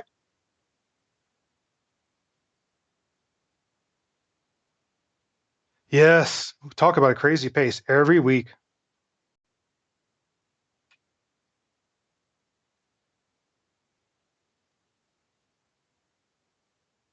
Yeah. So I have my voice front end together now. I've got the oscillators, some mixing, and the filter. Now let's build the back end with the VCAs and the envelopes. Quite often, I'm driving this with my sequencer, the voice portion of it, but one gate output may be driving a few different envelopes, for the filter, for the timbre, for the VCA, might be triggering something else like a sample and hold to create a stepped random voltage to go into another parameter of one of the oscillators. So I found that I definitely need a multiple for the trigger outputs from my sequencer. And again, now that I've got a little bit more luxury in this case, I'm putting a buffered mult in. The 2 HP buffered mults are pretty inexpensive, $69, $79, something like that. And now I don't have to worry about the gate not being able to drive all the stuff that I want to patch into it. So this buffered mult is strictly for gates for notes. Okay, apologies to those in the chat that wondered what was going on. I'd left myself on mute on the stream, but all I said, I was just talking about Data Cult Audio, and that it's a no talking weekly modular music show. There's a podcast and available on their site. The links are in the live chat. It's a fairly convoluted system in that Chris can hear me through Skype that's been pulled into OBS, and then OBS is what you're seeing with about 20 to 25 seconds of delay. So I'm muting myself just for noise outside because the window's open. So I can mute myself and Chris still hear me. So we were talking about Data Cult. Well, you couldn't hear me. That was I heard you just fine. complete user error. If anything, I just need to bring back that strange AM sound again, just to prove I'm really on top of things. That's gone away. Oh, let's hope it comes back on Wednesday. Now we're going to bring it back just because we talked about it. One problem I have with this case is that it's just a little bit short on width. So when you put these rails in, it squeezes them, and they actually bow a little bit.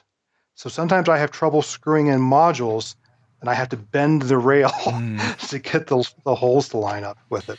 I've known that to be an issue on some really large cases before, kind of 168 HP and up, where you've almost got to go get a module in the middle first to just pry them out a little bit.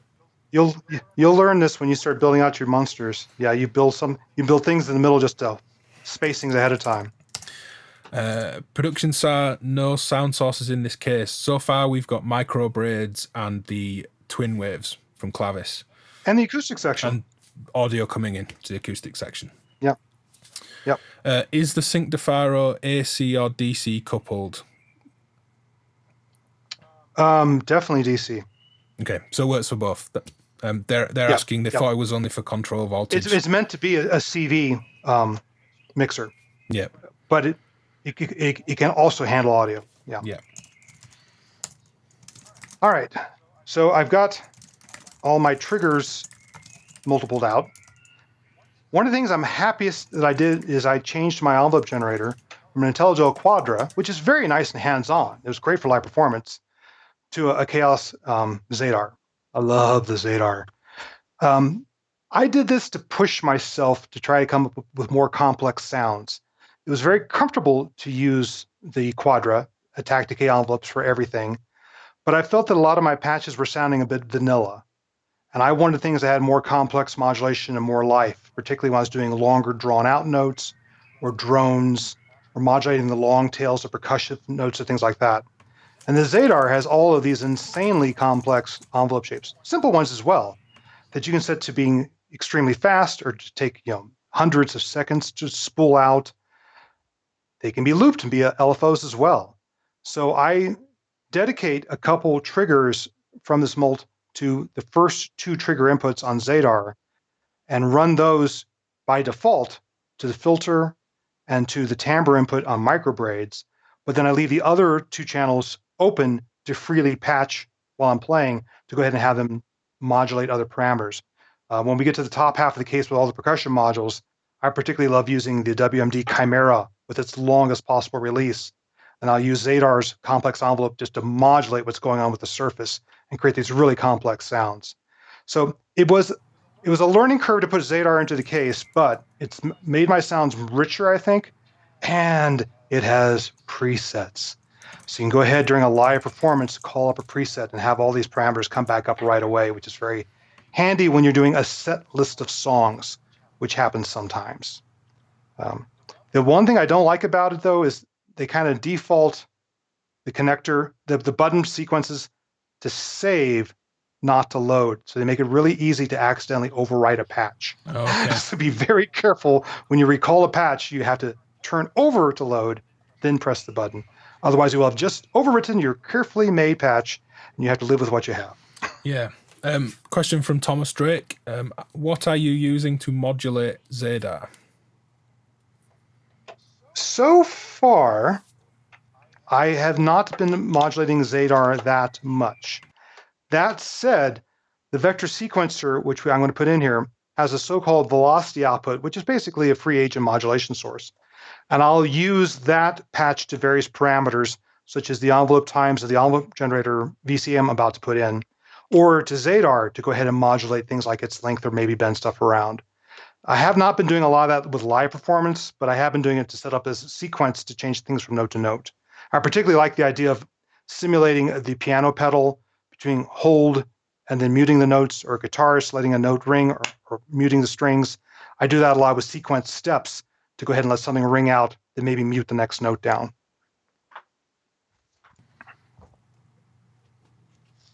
You've also got a Zadar in the Monster as well. That's right, I think. Yes, I do. And in the Monster, I have the NIN expander to add more CV inputs for that. to also answer his question about modulating it. Yeah. So I've got it set up in the monster case to be more flexible. This case is just like quick recall of very cool sounds.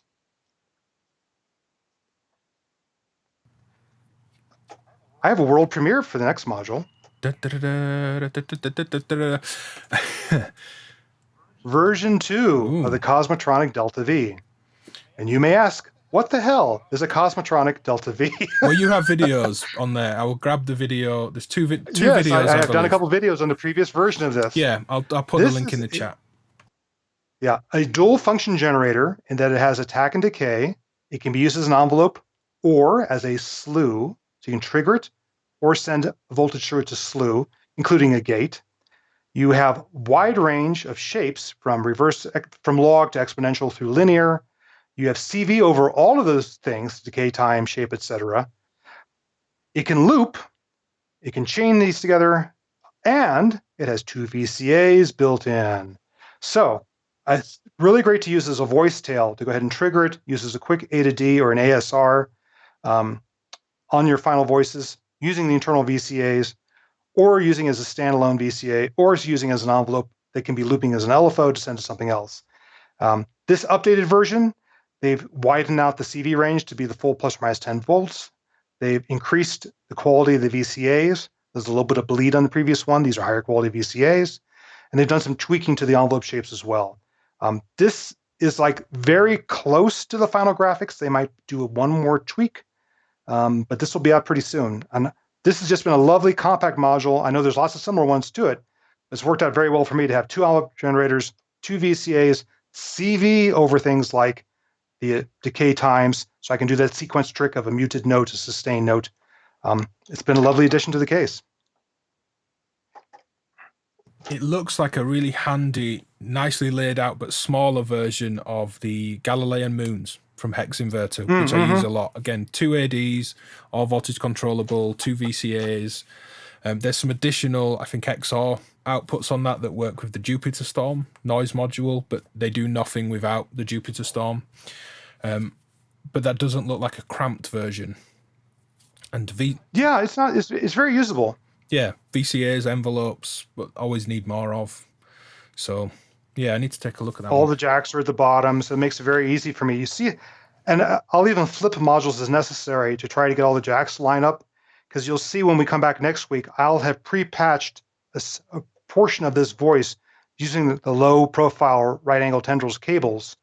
So I like to keep things together rather than having them run across modules or through knobs or across knobs. So, yeah, I like that. It's one of my favorite little modules. I said I wasn't going to say you have to buy this module, but this has been a good solution for a compact pair of function generators and VCAs inside a live case. Yeah, in the spirit of telling people to buy modules, if everyone can go buy a random step or several, that would that would really help me. I already have 2.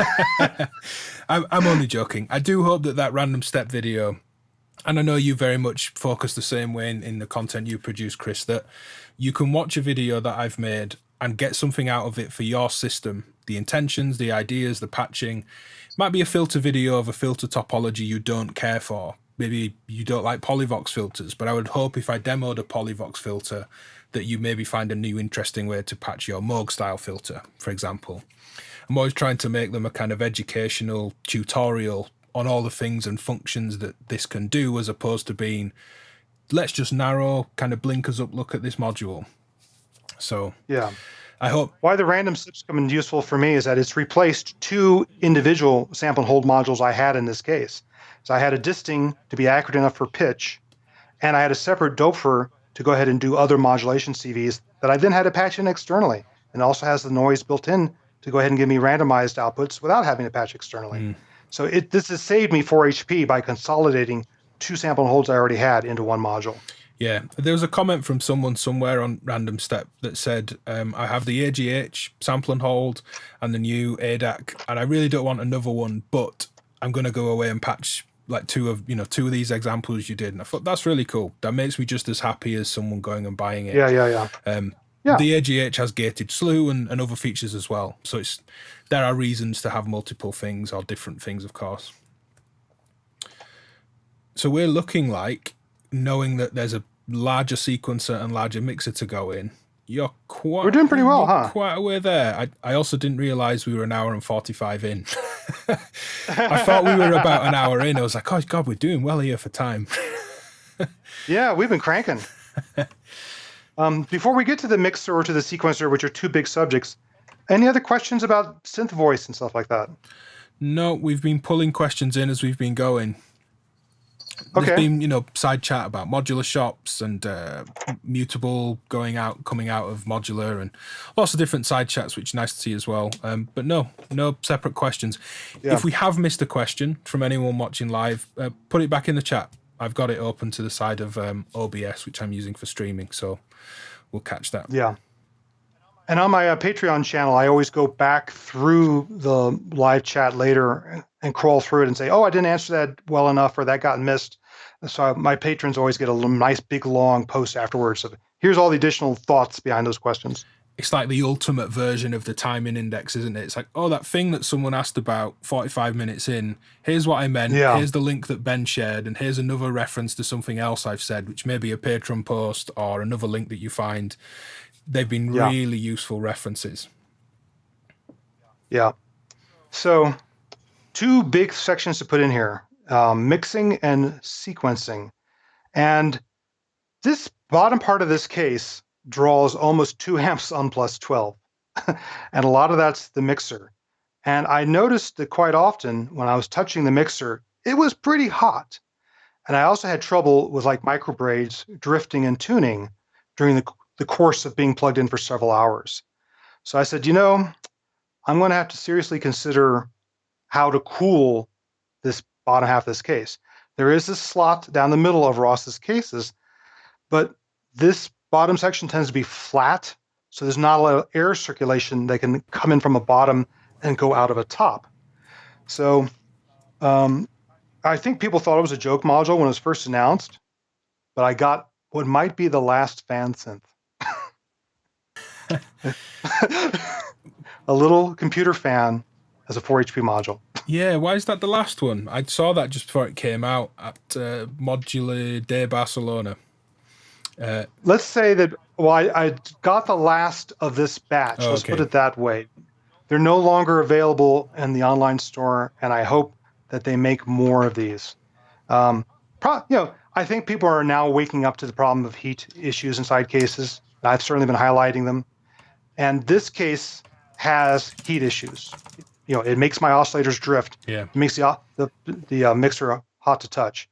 So I want to put a fan right next to the mixer to draw air across it. This is one of those cases where it's a deep module. It won't fit here because the bleeding power connectors come in right there.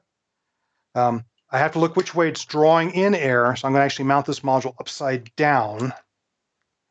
So it's drawing air across the mixer, because that is an analog beast and generates a lot of heat. Since I don't care about noisy power going to the fan, I'm going to run it across the power supply and into one of my less filtered connections down here, and leave the nice extra filtered connections up here for the mixer when I put it in. Yeah. Couple of questions. Will the Delta V envelopes loop? Yes. Yep. There we go. Simple answer. And audio rates to very long. It's wide range. Someone said, is this like the motor synth? With a smiley face. I'm sure they're joking. If I put the contact microphone over... Yeah. So what's the performance difference for that?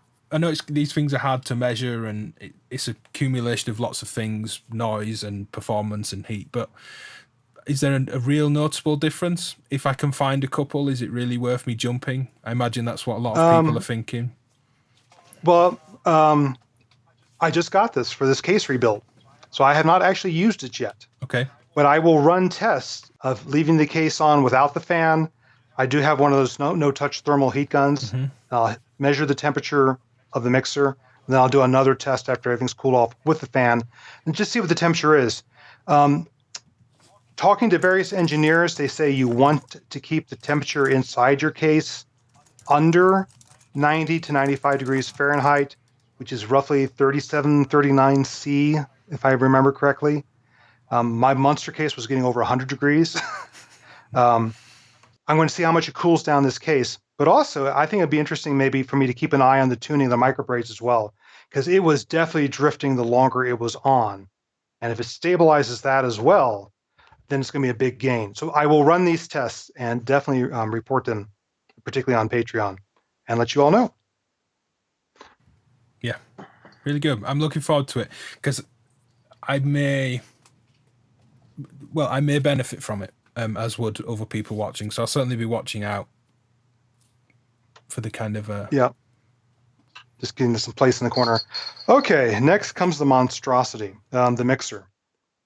I come from a live performance mixing background, so I'm used to having fingers on faders.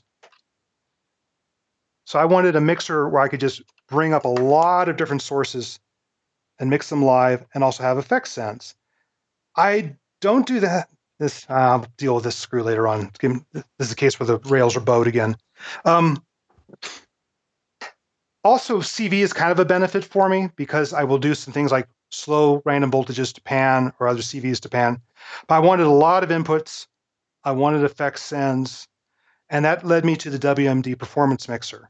I also looked at the Pafaco hex mix with a hex expander because I love the idea of having 3 effect sends rather than 2, having the EQ that all matches the way I mentally think, but it's 6 channels. And I needed lots of channels, like 14 or more. So I ended up going with the full-blown performance mixer system.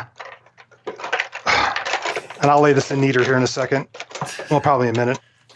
Of the performance mixer and the channel expander. And I found when I was starting to record that I wanted to get my stems out to remix later. So I also have the DB25 breakout from this, which is all pre-fader for the 14 channels and for the master, heading off of +4. And I have a Roland Studio Capture 1620, which can take 16 channels of analog at +4 in. And that's how I record this beast.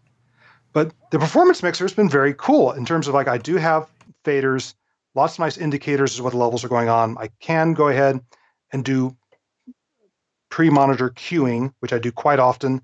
I'll send something off onto queue, develop a sound ahead of time. When it's ready, then I'll pull it off of the queue bus, then fade up a sound. You know, DJs do this all the time. I don't know why more modular performers don't take advantage of a queue bus to develop a sound, then bring it into the mix. Yeah, I'm doing a ton of that in the handful of times that I've performed and with the WMD mixer as well. Having the blend and the buttons to just cue things in and out is really important. I'm used to it from DJing, from playing an electronic drum kit in a band where I have click and the rest of the band don't. Being able to give myself audible cues and have patches running where I'm comfortable almost to dip out for 30 seconds, tune something, cue it up, much like you would tempo matching records or beat syncing records. Yeah. Really powerful. The one thing with the DB25 outs, are you not making use of the CV and the level inputs on this because that won't transfer through to all these stems that you're recording? Yeah, that's an issue. My effects send levels aren't going to be remembered, but I bring my effects returns into 2 of my stereo channels because that's the way I mix anyway. Yeah. Is I don't want them at full blast all of the time into the final mix and adjust the sends. I'm more likely to set up the sends and then fade like the reverb or the echo in and out. So I have those on their own stereo channels and those present on the DB25.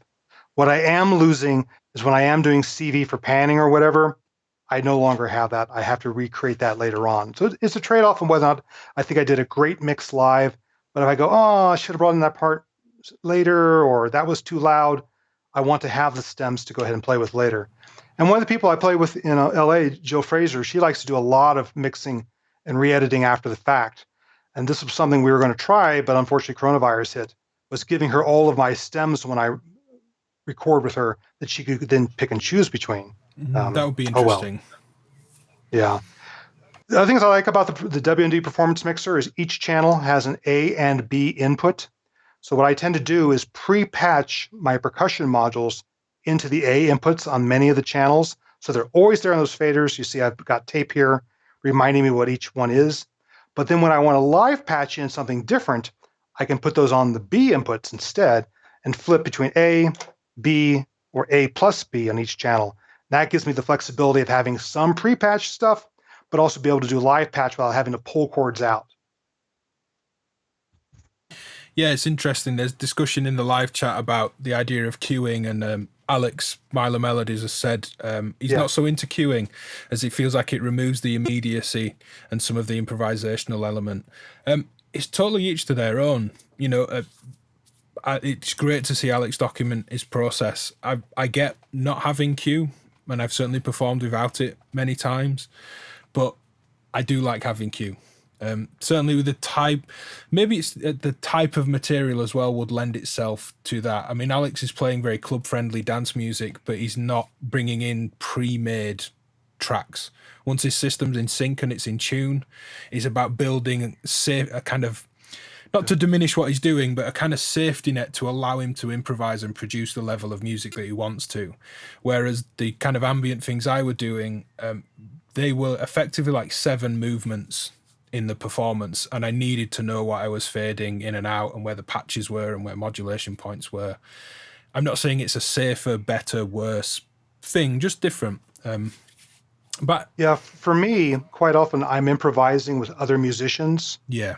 So I'm trying to react to what they do, and I like the luxury of being able to put onto a cue bus and hearing beforehand, does this mix with what they're doing? Refine it.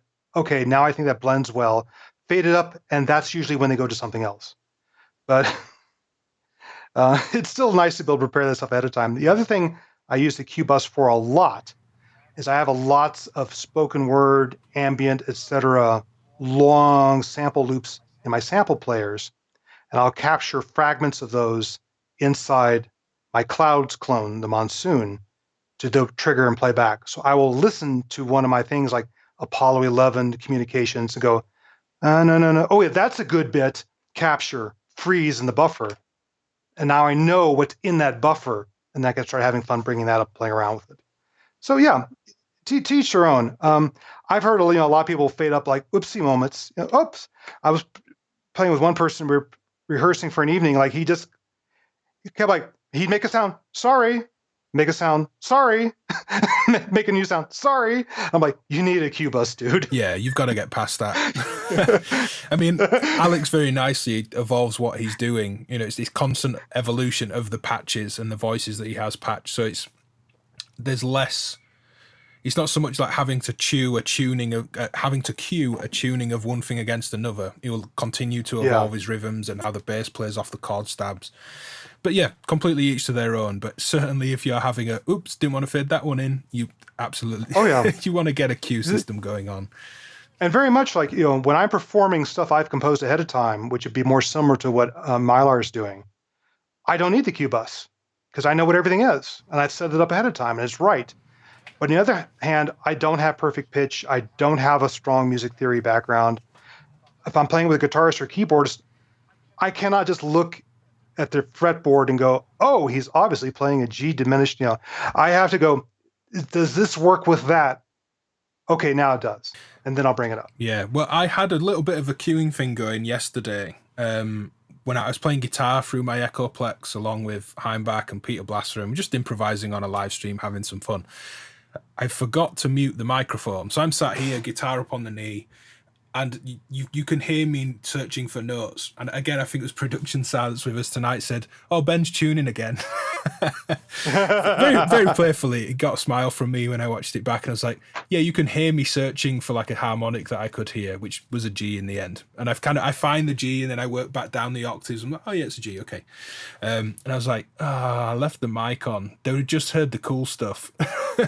So that's definitely a situation where I needed to hear what I was doing, but not anyone else. And unfortunately, the twang of the strings came through my mic. Yeah. One more thing I'll mention about the WMD. This is a blessing and a curse of it, but a curse you can fix, is that it comes with really long ribbon cables. Look at that. They do that so that you don't need a place like the expander or the output module right next to the main mixer or whatever. Yeah. There's also a power connector for each one of these modules, by the way. However, in my case, since I do have them right next to each other, I'm just recently bought myself a header and ribbon cable assembly kit. And I'm going to remake all these ribbon cables to be just as long as they need to be, rather than being this long, so that it'll fit more neatly into this case. I had noise problems in my previous case where these cables inevitably got jammed against the power supply, and it just induced more noise into the system. One, I've got my power supply now hidden down here underneath the rails, not underneath where the modules are. But two, I just want to neaten things up, cut down on extraneous noise getting into it. So that's something I'll probably be doing between now and the next episode. That's why you won't see me bother to do the power connections on these, because it's coming right back out and going on the workbench. So, I mean, this is, yeah. Someone asked about this earlier. Do you feel the need for the mutes expander? Or do you prefer to push faders from experience, as you say, experience as a sound engineer? Is it a case of just pushing faders feels better? Is it a stylistic thing of preferring a fade to a hard on and off? It's a stylistic thing for me. Okay. Stylistically, I'm the type of person who gradually builds, gradually dissolves. Yes, there's certainly very cool rhythmic stuff you can do with muting and unmuting rhythmically, punching something in immediately, dropping something out immediately. And you're going to have a little bit of an envelope when you do that with a fader. But the way I happen to work, it tends to be, it's futile in a live performance situation, but I'm trying to strike delicate balances. So I really play around with, the slow fade in, the slow fade out. And these faders do have more of an abrupt cutoff when you get down to the bottom of the throw. And there is a little bit of bleed in this mixer. It's not perfect, but it matches the way I make music. So that's why it's been good for me. The thing I really like on the mute expander for the performance mixer is the combo muting. So again, thinking of rhythms and drums, I can go, okay, hi-hat, clap, rim shot, kick, mute on the combo button. And they mute as you let go of the buttons as terms of when you press them. So you can kind of be like, that one, that one, that one. Okay, stop, as you lift your fingers off. And that's great. It works really well. The idea of comboing, because it's how I'm thinking of it in a kind of dance music sense. That's how I would be working an arrangement anyway. It's like, okay, all these loops and these particular bits stop, 8 bars pass, noise fades up, you're in, and a transition comes. So I don't have the stereo channels expander, but the same, I would like one for the same reason as you. I like to bring my effects back in on channels. Yeah, I bring in the reverb, which is now a happy nerding effects aid, and the echo, which is a chain of modules we'll talk about next week, back on the stereo channels in the mixer. Then on the expander, one stereo pair is connected to an external 1010 Music black box, which I use to bring in looped percussion, which is synchronized to the whole system. And then the other stereo pair, I can switch between A and B. I have my granular engine, the clouds, the monsoon on the A side, and I have rings on the B side, and I can now run them both in stereo and get that ping-ponging that they do. I've been really kind of pushing myself to have more of a stereo image out of this system rather than just everything down the middle or whatever. And that's a large part of the reason why I got the PM Channels expanders. I could run 2 more modules in stereo. As I mentioned earlier, I'll use CV on the pan to also move stuff around. Yeah, Heimbach mentioned it a few with the single malt synthesis streams that Heimbach does, something I'm part of, if people maybe haven't seen that. But mentioned it a couple of weeks ago, but mentioned it again last night, talking about using the plum butter from Seat Lombard, that if he wants kind of focus and attention and drive, he will pull in the left and right channels into mono on the plum butter, which are very different. You can end up with kind of noise and a pinged filter on different sides, which is kind of maybe an odd stereo image in itself, but that's the world of Seat Lombard. But he talks about pulling that in for focus and drive and kind of harder hitting sections, and then literally on his mixer just grabbing the pan and just kind of twisting them back out hard left and right again. And it's something I've done in production work, but I've never done that live. I've built stereo images as we're talking about here, but I've never kind of gone, right, let's pull everything in mono. I want to change the perception of this, and then I want to really push it back out again. It's That's not nice. something I've ever done live. Certainly in production work. All right, this section wants to feel wide, big expanse and depth. This one wants to come in tight and snappy. But yeah, I've never grabbed. I don't think I've ever grabbed a pan pot live with electronic music. I put things where they are, and I kind of leave them. Yeah, I try to, because I get distracted playing live with the notes. I actually tend to do a fair amount of pre-panning, some very subtle left and right stuff, just because I'm trying to get all the percussion voices off the center. I'm trying to rate a little bit more like a drum kit, and also trying to get some separation. If I have, this is foreshadowing next week, but if I have like a crucible and a plonk going, both in metallics, I'll split them out a little bit left and right, just so I've got some back and forth ping-ponging and some separation of the sounds, so not stepping on each other. And then I've been using random modulation then to wander stuff around a lot more. But that's a good tip from Heinbach to say, slam it. I'm between your eyes, on your nose. And now let's go ahead and float it out to the sides and bring something else to the front of the stage. Yeah, and it really just made me think how kind of obvious it is. It's again, you think about it in a production, the sense of 3D depth and background and foreground, stereo space, frequency bandwidths in different sounds, the kind of general energy across the frequencies. It was like you manipulate all that live, and we move filters and filter things in and out instead of volume fade them in and out, so they seem more distant as they push back. And I was like, yeah, why have I not manipulated stereo image live? That's a really interesting point, and relatively easy to do with these mixers, as you say, just grabbing the pots. Yeah, I think in general that's another one of these new frontiers now that modular is getting more mature, that we're learning to go explore these things. Like you've seen a lot more stereo modules appear this last year in particular. I think we're getting much more conscious now that we're making cool sounds. Now let's start refining things such as the stereo positioning and the production of them. Yeah, it's a good point, and it kind of rings back round to earlier days of modular and electronic music and quad experiments. Panning was a huge part of the musical language of musique concrète and experimental music and avant-garde, and Suzanne Charny's work, Buchla, and all those environments as well. And it's kind of that's changed. Even Pink Floyd playing in quad. There's lots of documents historically of all of this being something people experimented with. Yeah, there's no relation. Meyer Sound Systems has been really pushing multi-channel audio.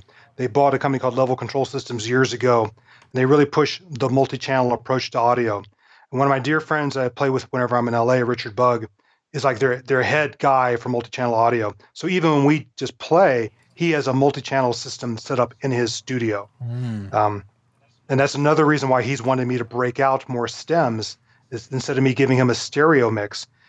He says, we need more sources from you so we can play around more. So we'll see how that goes. Yeah, Modular Seattle, which is Modular on the Spot, and Modular Nights, they held the event Velocity. They now offer quad panning done by the kind of sound team and with live interactive visuals as well at their concerts. Cool. Of course, at the minute, that's not happening quite as it was, but they said to me when I performed, did a little kind of secret gig warm up to the actual event Velocity a few days before, you can give us 8 audio channels, and one of those can be a clock, and we can kind of sample and hold, ping them around the space, or we can smoothly pan them around. If you want to give us a little cue artistically what might work and what might not. I couldn't do it because with the rig I was using, the performance mixer, I had a whole row around the send and return bus, the kind of output bus, and it was really important I could go into that bus and loop and layer within that looping system, which was around the DLD, and affect my loops with effects and then loop them, or then put effects after the loops. And it really, I didn't know until the day we were setting up. It was all borrowed equipment from 3 different people. He said, if you want to give us 8 tracks. I was like, I can't give you 8 tracks. It's all focused around this stereo manipulation I've got going on. But it was such a cool idea. I think they did do some gentle pushing around of my stereo mix in the space, but they perform with a quad setup now for all their gigs. I'll tell you something I did most recently when I was experimenting with Richard Bugg. What worked well is I broke out my loop playback from the black box, which tends to be stereo sampled percussion or drums. We played with moving that around the room, and just weird. It was weird, like having the drummer move around the room. So we tended to fix the drummer on a left-right spread, but then we took the output of my modular, took my stereo out, and gave me a 90-degree spread and rotated those 90 degrees around the room. And then when I could do stereo ping-ponging through my different pan positions, the sounds would jump to different places around the room because it was going between my left and right feeds and also rotating in position. And that worked out very nicely. That's really interesting. I love this idea of pushing people into other spaces. I've done very little in quad. At university, did a 12-point speaker system, and they had speaker domes. I think a 36-point speaker system now at Huddersfield University, where I went. But the 12-point stuff was really interesting, and all in software, managing the panning at that stage and looking at how, like Nuendo and Logic, they all have quad and surround panners, but they're all slightly different in how you kind of would swirl a sound around, how you would place them, how they would change. But it's really cool and powerful to be able to have parts change in a DAW arrangement, just as you would with stereo panning. Like you move 8 bars into a new loop, but also the pan automates out to the right. But to think of that on a much bigger scale. Okay, this pattern's now denser, but I don't want it to pull too much focus, so I'm going to push it to the back a little bit and maybe filter out some top end as well. It's really nice to indulge in surround space. Yeah, that's another frontier to explore. And as you mentioned, they were doing it before. Peter, in your interview you were doing with Sia Lombard yesterday, talked about Stockhausen quite a bit. And Stockhausen did a lot of multi-channel stuff early on as well. So anyway, shall we finish with one last module and then get on to questions and let you get some sleep unlike last night? Yeah, well, we're not quite 4 hours. I know. Compared to last night, we're about 50% of the length of last night's stream, which is good. Yeah. And I'm also I've had a much nicer day than yesterday. You haven't had construction going on around you? No. My sequencer of choice is definitely the 512 vector sequencer. It has multiple sequences. They can be each individual links and different tempos and different clock divisions and different frequency tunings and transpositions and chance operations. It would take me forever to go through the vector, but I really like it. It also makes it very easy to do 2 parts. I can drive 2 different things on the oscillators at one time. Very interactive in terms of a front panel display. These buttons can either act as a keyboard or it can be mutes to go ahead and mute individual notes, skip individual notes. You can go ahead and change probabilities of notes or gate lengths from the controls. It's nominally a 16-step sequencer, but does have these 8 up at one time. So I found it to be a very performable sequencer in terms of being able to dance with the mute controls on and off, change things live up on the controls. A lot of fun. And oddly enough, this is not the master in my system. It is actually a clock follower. We'll get into this next week. Pamela's new workout is the master clock for my whole system. But to be able to clock this from Pamela, you might have wondered what this little gray cable is that's coming out up here. That's actually DIN sync from the back of an expander for Pamela. I think you've got a little graphic here. It comes to what's labeled as an STG sync, Student Tie Guy sync bus, on the back of the 512. A handful of modules from Student Tie Guy, 512, and 1 or 2 other people have DIN sync on the back of the modules. So what I do is I'm running an extra line from the expander through a cable underneath this system into the 512 to start and stop and clock this sequencer from DIN sync. And to make that work, because it's an extra cable, I think you've got a graphic that you can bring up. I actually hollowed out part of the wood to make that cable go behind the rail. Previously, I was having to leave space between modules. I was having to bring it up in between the rails, and it's just real messy. So during this recent rebuild of the case, I went ahead and gouged out a couple channels so I could run the cable behind the rails without having to take up additional HP space.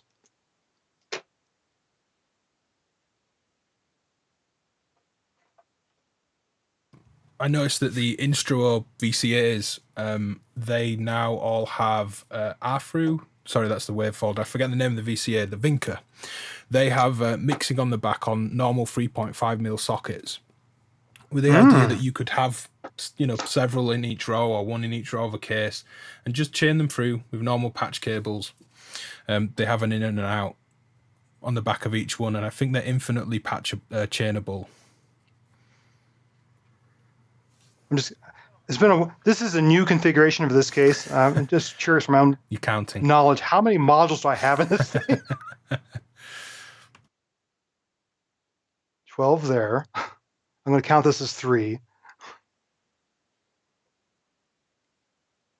12 in each row, so 24 modules in 104 HP case. And there's some big ones. The performance mixer and the Vector are 2/3 of the system. They'd be 2/3 of a row, about 1/3 of the system, maybe. Yeah, that's almost half the system between the sequencer and all the mixer stuff. Yeah, so it's a very compact system. And that's just half of it. Yeah. Let me get me out of the way so we can see. Oh, you're going to focus on it? I was going to put myself back on camera for questions, but yeah, that's the system. So there's just the power to put in, obviously, for the mixer and the dope for... Yeah, I forgot that. I'm going to shorten up the cables to make that lighter, to make that more reasonable. And then what I'm going to do before the next episode is I have some pre-patching I do for the signal chain, for the acoustic voice, some pre-patching I do through Clavis, through the transposing precision adder, through the tuner that I'm going to go ahead and pre-patch ahead of time. And that'll be for the next system, for the next show, and then we'll get on to the top half of the case of the next show. But comment, I can see why it's called the Tardis now. There we go. Yes. I mean, it has 53 modules in it now, total, when I have it all together. You would not normally expect that in something that fits into carry-on. Also the musical power, the huge potential, audible potential of the system. I will put up the modular grid image for anyone that wants to take a look at the system. And it is very much thought as this is my band or my orchestra. The sections are really thought out. It's not a collection of modules I go play with. It's like, you have this job, you have this job, Yeah, Justin in the chat just picked up a vector sequencer. It's really nice. I'm learning 1 mode per day. That's a nice way to approach things that have lots of modes and features, to think, right, today I'm going to crack the quantizing. Yeah. Tomorrow I'm going to look at driving it from an external source. The day after I will look at... It's a really useful way I've always found for, teaching and encouraging students when I was teaching in college and schools, but for myself to note things down. I'll pull us both back into view. I'll get me switched around. Here we go. There we go. There we go. I would always have a notepad, and this may be going a little bit outside modular, but when you were running things at speed and tempos and you're coming up against a brick wall all the time and maybe don't feel like you're learning, and sometimes a huge accelerated rate of growth and development personally, and then you just feel like you're not getting anywhere. And I always found having a notepad and a pen next to the drum kit, next to whatever I was doing, super useful. And if I was running, I don't know, hand patterns at a certain tempo, I may jump up 10 BPM a session if I put a long session in, but then some days you're like, I just can't get like 4 BPM faster accurately. I just cannot physically get to do it. But then by the end of the week or 10 practice sessions in, being able to look back and go, actually, maybe I did only comfortably move a BPM a day, but I'm still going in the right direction. And just that physically seeing I am moving in the right direction. It feels like I've hit a brick wall, but I'm just slowly, like brick at a time, pushing against it. It's really useful. And it seems obvious, and it's really easy to not do it. Just to think, I'm not going to put a notepad next to the system, but I find it really, really useful. There's been a lot of studies that show that even if you don't read the notes again, the act of writing something down imprints it in your memory better. Yeah, absolutely. I'd be honest, I've not done much kind of personal development type note taking on the modular, but certainly as a means of fast tracking modules. A manual or a series of bullet points. I don't script my videos, but before a module comes in, I might have a bullet point list of, I want to try some like acidic audio rate stuff, and I want to see how it responds to patching it back through on itself with a VCA so I can dynamically feedback path it. And that hit list, it allows me to be really quick because I know what I'm going to patch. I maybe even note what modules I need. I've got a modular grid there before it even arrives. So, right, I'm going to put it in there, and that day, long day, I'm going to crack it. And I find that really, really helpful. And it's very useful to go ahead and just say, I'm going to spend a day mastering this thing. Because we get so caught up in, I need to do this, I need to do this, I need to work on the next song, I need to do this. I can't waste a whole day learning something. But if you keep banging your head against the window, it's not going to end well. It's good to learn how to open the window. Yeah. Mention of sharing a link. I think Justin in the chat has a new release out, and there's some comments on, nice new release. I'd like to check it out, and as I'm sure would others. You can't share links in a live chat on YouTube unless you're an admin or the host of the stream. Excuse me. So someone tells me where to find it, maybe the artist name and Bandcamp, something like that, and I will share any links. But we're not in a huge rush to go, but we're kind of at the end of where we wanted to get today. So specific questions about, well, anything related really, but about this particular case. I'll pull Modular Grid up again. There are all the modules. Or live performance strategies, Yeah. Because a lot of this has evolved from a year and a half of playing with this case and saying, that didn't work. I need to repatch it or find a module that's going to make that work better. So this wasn't birthed whole. This is definitely an evolution of refining how I work and trying to get it down to sections and modules that work together well. And there's a lot of new modules in this. This is part of the reason why we're doing the show. Is this was a shakeup of the case. So I'm really curious to learn some things, such as using the Vox Digitalis sequencer with the micro rinks, etc. Yeah. PTNA on Bandcamp. I'm going to go find that one. We did have a question. Will this stream series be part 1, fill the case, part 2, fill the case, part 3, patches? Yes. Yes. Bottom half of the case is done. The next section, do you want to tell people what the next section will be, the upper part of this case? I'll scroll. Yeah, the next section is actually the percussion section is going to be the focus of it. And that's the primary focus of this case, is I like to be the drummer and go play with other people. So a large purpose of this case is to create rhythmic patterns and to have a wide variety of drum sounds. So the main focus of the case next week is the clocking, the different rhythm pattern generation, including logic modules, all sorts of different modules to go ahead and generate rhythms, things to create modulated voltages that are in time with those rhythms, a wide variety of different percussion voices, because rather than saying, I need an 808 kit, I picked a variety of modules of you have to sound different than you, has to sound different than you, to go ahead and build a variety of sounds so I can go ahead and change what sounds I make with this case reacting to other people. And then the other part of the case is the effects. Effects are a big part of what I do, particularly timed delays and things like that. And I have like 4 modules just to build out my delay section. And we'll be talking about that next time as well. And there's some other things there's some utility modules, some tricks I do to go ahead and make it easy for me to patch modulation voltages to other parameters. I'm very heavily focused on modulating the parameters of my percussion modules rhythmically, so they're not like the same sound on every single beat, but they've got some variation of motion, be it to be human sounding or just to keep the listener's attention. Yeah, absolutely. We had a question from Soundfettler about live performance in general. Where do you start your performance? In the studio. Yeah, there's maybe a few layers to that one. Let's go down the road of musically, what would you say you're performing? Let's say solo set, 20, 30 minutes set. Yeah. How do you like to start? I'm a big ramp up person, personally. I really like to start with individual layers. I'll start with just an ambience. And then, maybe one percussion instrument or even a single note sequence repeating. And then I'll just start adding complexity to that. Let's add on this percussion voice. Let's add on this percussion voice. Now we've got a third percussion voice. Now the sequence is 4 notes, not 1 note. Now the sequence is 8 notes, not 4 notes. And when I'm composing my own pieces, I'm finding that I'm just falling into this groove where the first third is like the build-up to get to now we're off and going. Because I like to experience those things of here are all the different elements that made this up. I want you to enjoy each one of them.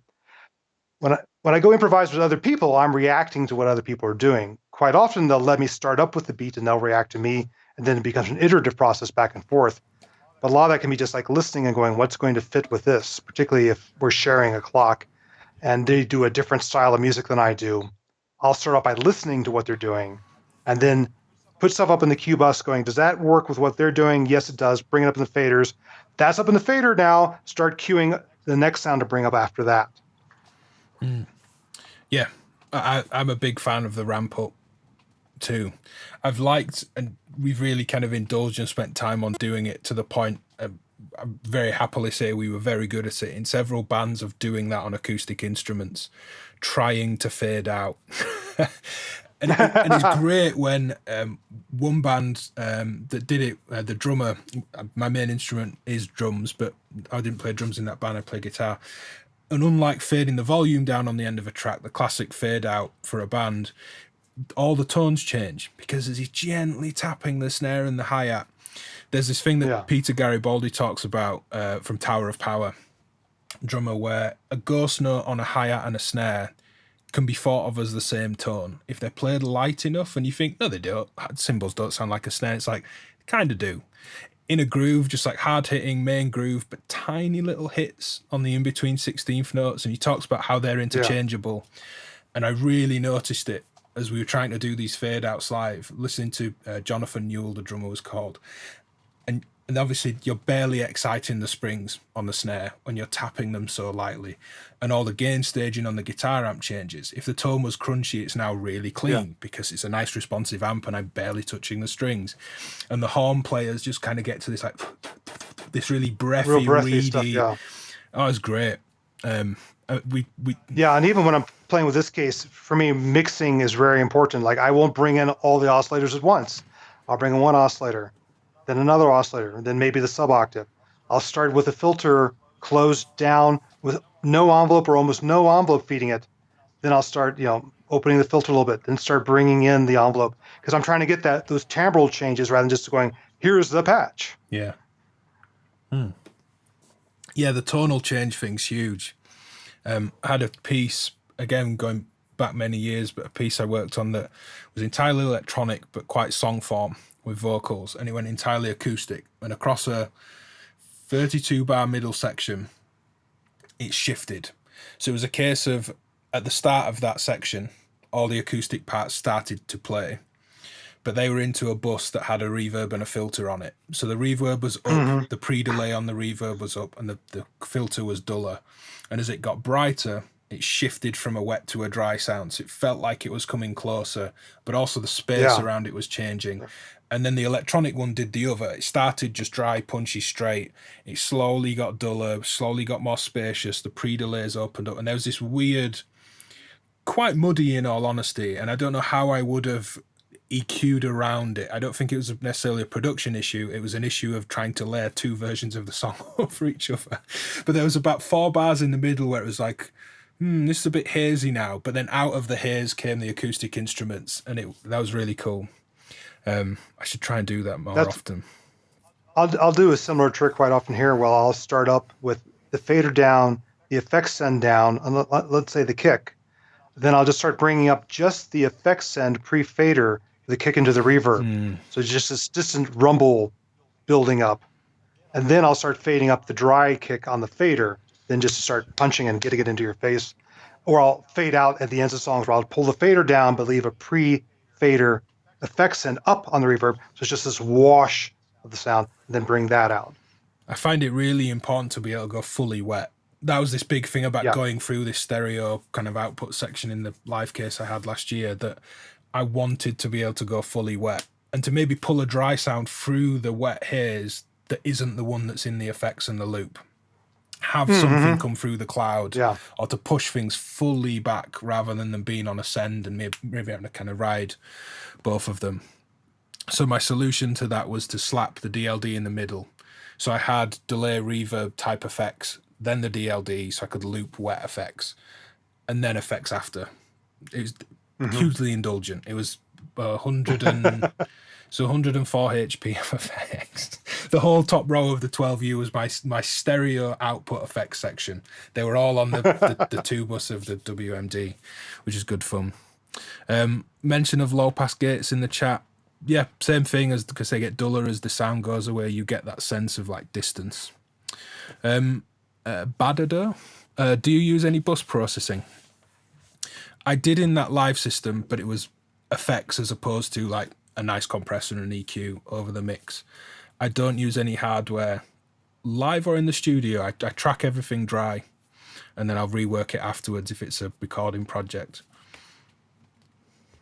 It's been it's an evolving thing for me playing with bus effects in this live case. The obvious one thing is a filter for everything, but I'll instead do the filter sweeps on an individual part rather than everything out of the case, which is still fun. I've been battling whether or not to use a compressor in this case.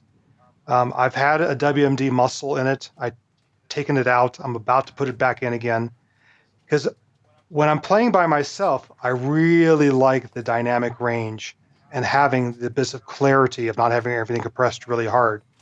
But I'm finding when I play with other people, particularly when their instruments have a lot of sustain to them, like a heavily compressed guitar or synth keyboard, particularly playing chordal, that my little percussive bits, peak up and then die underneath what they're doing all the time. So I'm looking at putting the muscle back in hard limiter mode, just so I can have a higher average level to compete with playing with other people. But I found when I'm doing my own solo stuff, I've taken the compressors off of it because I like having the delicateness and the dynamic range. Yeah, makes sense. That's exactly when I would be looking to do it as well.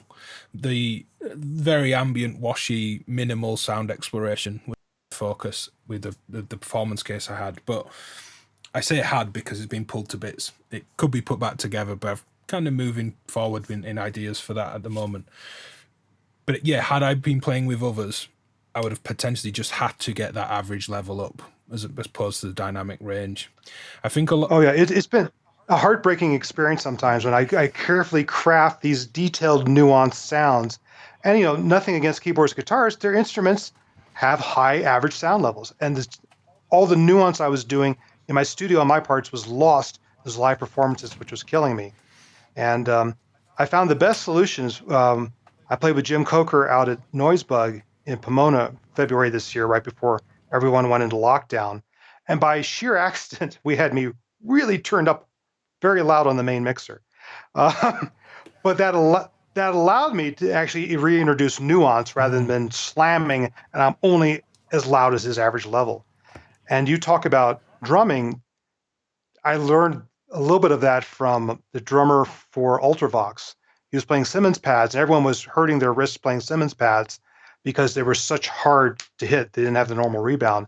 He just overamped everything. Huge stack of amps behind him, cranked really loud, so just a tap was still a loud sound. Yeah. And that's how he reintroduced dynamics rather than trying to play really hard just to compete with the guitars, things like that. Yeah, I had that playing an electronic kit, just a Roland kind of V-drums setup. It went into a laptop, sample banks all in the laptop, kind of not off stage, but to the side of me. And I had a controller just with banks of kind of drum rack settings in Ableton to jump between. But we were doing a lot of kind of, it's called like slow-mo house at the time, like 110 BPM kind of house-ish. It was kind of a thing before it became a thing, and it's been, subgenres of dance music gets ridiculous. And I've not followed that for a number of years now, but you didn't want the velocity on the kick. It was like, no, in dance music, like the 4 to the floor just goes. Like there's no... So you were like, you could be feeling like a bit out of it, and like you kind of sat there on a stage and you just like, slowly tapping the foot, and it's just, and it was like you realise the pads certainly were way better than the Simmons pads at the time, but you don't have to be then slamming them because part of the material, it didn't want the velocity. Some songs did, and that would change in certain tracks of 0 to 100% velocity mapping in the samplers, but it just didn't need it. And you realise you can have a better time not having to thrash the kit to get above it. And we were lucky to have a good sound engineer that she did a fantastic job at all the gigs she was at. So there was never any kind of struggle for average level. She knew the band really well. But yeah, there was another tale I was going to mention about the average level, but I've forgotten. It may come back to mind. But While you're thinking about that, I'll share another story related with velocity and things like that.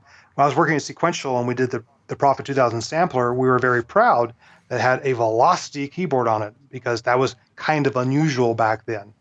And then when Depeche Mode went on tour, they took a bunch of Prophet 2000s with them. And we said, "Oh, are you digging the velocity keyboard?" They said, "Frankly, we just turned all the velocity off when we play live because we cannot risk accidentally hitting a note too softly and people don't hear what might be a very important sound." Yeah, we had another issue of if the monitoring was loud enough, and we were playing some fairly sizable festival stages, once you took velocity off all the pads, it could just trigger the pads without you touching them. You'd finish a song and the singer might be, talking about the next song that's coming up, or just, thanks, next song's called whatever, and right in the middle of a sentence there'd just be like just this mad, and it's like as if I'd just like thrown a little fill in, and it was just like you kind of like to the point I would just sit like this between songs sometimes, and it just like fire, and you're like, it's not me, please mute my output until we start again. Yeah, we I don't know how we got around that in the end. We did come up with some kind of solution to it that wasn't... I guess back to what we were talking about at the very start when I was having trouble with feedback when I introduced acoustic inputs to this instrument. Like the first time I played with that live, like, what is droning on? The oscillators are off, the mixer's off. And finally I realized it was feedbacking just through the case vibrating from the speakers. Like, oh my God. I know this is an easy one for us to answer, but Cameron asks, I think it's Cameron, C4MRON, do either of us do any DIY? Very rarely. I enjoy it. Usually a coffee and a little bit of soldering, usually just an evening's worth of soldering. It's fairly relaxing, but I don't have time to indulge in DIY. I want to use something when I've got it or I've got work to do involving the gear, so I very, very rarely do I DIY anything. Yeah, I don't have time to build my own modules anymore. And also my soldering skills haven't kept up with the components getting smaller, to be honest. But I'm not shy of modifying my gear. I will go ahead and gouge channels into the case, throw out wires, and run stuff into the back panels. Like, oh, I need an extra DIN sync output out of the panel expander. Let's go solder an extra connector off the back of that. So I'll do a lot of mods like that to make my instrument more convenient for me. But yeah, I used to do a lot of DIY, but that was time versus money, and the exchange rate sucks. I like seeing John L. Rice mod things. Anytime I see John put a new module up on Instagram, it's only about a week before it's then there again with a tiny little switch he's put between something to normalize something to a jack, or he's very quick to get the drill out and just go through the panel and get a mod in there. But he's got... I did that all the time with my Paya modular. Anything that was a trimmer on the back became a control on the front. And you look at the... Well, I imagine the same for you, but looking at the things John was doing, you're like, yeah, that could have been on the module. That's a really good idea. John knows what he's doing. Justin Olsen asked, have I heard Ian Chang's solo work or his work with Sunlux, drum sets with triggers, and do I play live or triggered kits with the modular? I haven't. I've played along to the modular on an acoustic kit. I took it into a studio with a couple of friends. Nothing really came of that generally. And also taking it in myself when I was teaching out of some studio space and had my kit and PA system where I could crank it really loud and play really loud if I wanted to. I would take it in with some pre-prepared patches that I wanted to play to that left room for me to improvise. Just for myself. I don't have any of that documented, and it's not something I can do. I don't have a kit at home and probably won't for a long time, even with the extension. So no, I may get the electric drum kit back out if there's space, but it's unlikely, to be honest. I will check out Ian Chang's work though. I'll go search that after this. Talking about low pass gates, Quantum Space says, wish we could get Phil from Rabid Elephant on for a stream. I had a great chat with Phil about the Portal kick and how he was trying to shape the envelope like a compressor would react. So you would have your pitch and amplitude decays, but then that knee that kicks in when you drive drums into compressors. I think most of that conversation ended up in the super booth video with Rabbit Elephant, the kind of trade show video that I did. I should ask Phil if he'll come on. I can certainly fire an email to Phil and see. No promises though. I don't know Phil particularly well to comment. That would be cool. Yeah, a lot of their module design is driven by their production work. Yeah, it'd be really interesting. I forget the name. Superbooth's a big cloud fuzz of names and new stuff. The person that Phil was with as well, he was great to chat to. Yeah. The two of them were, as soon as we got talking about, that's like how the hard and soft Neoner compressor works, this like energy lifted. We were talking about kind of drum sound design for a long time. Weird looking beer. Yeah, I'm drinking water out of a pint glass. No beer for me. Not hard seltzer? No, it's becoming a thing here. I've just started to see like Smirnoff hard seltzer. The one that really got me when I was in the States was hard cider. They're like, I'll take a hard cider. I'm like, what's that laced with? And it's like, no, it just means it's alcoholic. I'm like, yeah, all cider's alcoholic. We grow apples. And... Oh, you never had a non-alcoholic cider? No. I think cider. Yeah, apple cider, the non-alcoholic variety was a big thing here because we grow a lot of apples, stuff like that. But yeah, I'm a hard cider drinker myself, actually. Yeah, cider to me was farmers down in Somerset, apples, scrumpy, like cloudy, scrumpy jack type cider. There's of course a huge range of stuff, but yeah, cider. Other than a cider lolly, when the ice cream van used to drive around the streets as a kid with the kind of nursery rhymes going, you'd go get a cider lolly. It was like a kind of tangy apple ice lolly in summer. Okay, which obviously wasn't alcoholic, but no hard cider. I was like, wow, this is weird. Hard seltzer. Yeah, we don't say seltzer either. I still think that's a bit weird. That's kind of like the wine spritzer thing that was big here for a while.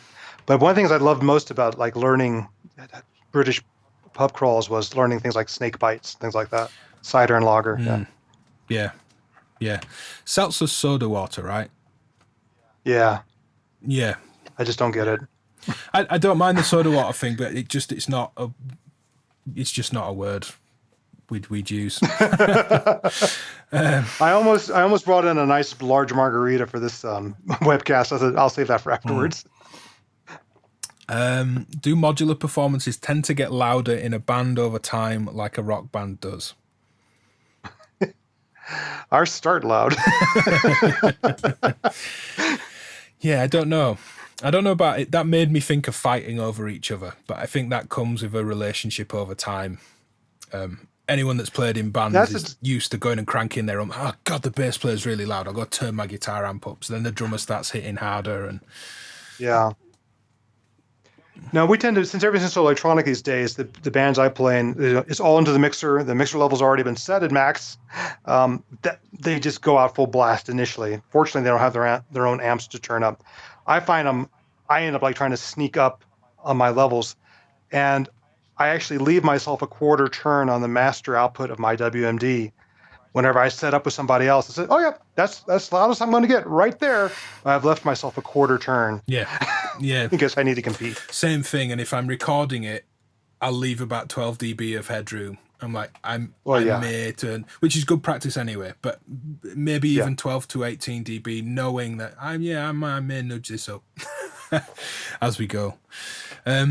Good question from Soundfettler. He says that he still gets confused with effects, mainly bus effects versus individual effects. Wouldn't bus effects end up getting muddy, e.g. sticking percussion and synths on the same bus effect? The idea is quite the opposite, that if you have, say, one reverb, that is the space you have created for your sounds to occupy. So there's no competing spaces. If you imagine... Let's talk about it like a band. The guitar player's going into a small room, the vocals into a large hall effect, and the snare drums into like a gated plate or something like that. You've then got all these competing spatial sounds. Whereas a bus effect, the idea is, it's also more efficient in that you only need one effect. You can just blend amounts on a send into the one effect. But the idea is you play into that one space as a kind of solidifying thing. I'll say overall, I completely agree with the idea of like using a little bit of reverb to unify all the different sounds. Although I'll admit that with my own case, I've gone back and forth where I tried just putting reverb post everything. And I end up liking the control of having it on each individual instrument send. So I could play that as an instrument as well. Yeah, how much feeds into a send. The idea of gluing with like a send reverb is harder with electronic music though, when it's really long effect type reverbs. You just turn the send up once and yeah, that's my problem is I tend to like those longs, the shimmers and all that jazz. But I used to use the old original Alesis MIDI effects because they had just had a brilliant medium room that you put everything through and it glued everything together. There's an impulse respond in the Audio Ease Altiverb plugin, and it's a model, an impulse response model of Frank Zappa's Live Room, and that is magic in a mix. Electronic, acoustic. Generally, the shorter the reverb, the more of it you can have. It's less obvious, so you can kind of crank a little bit more level out of a smaller reverb.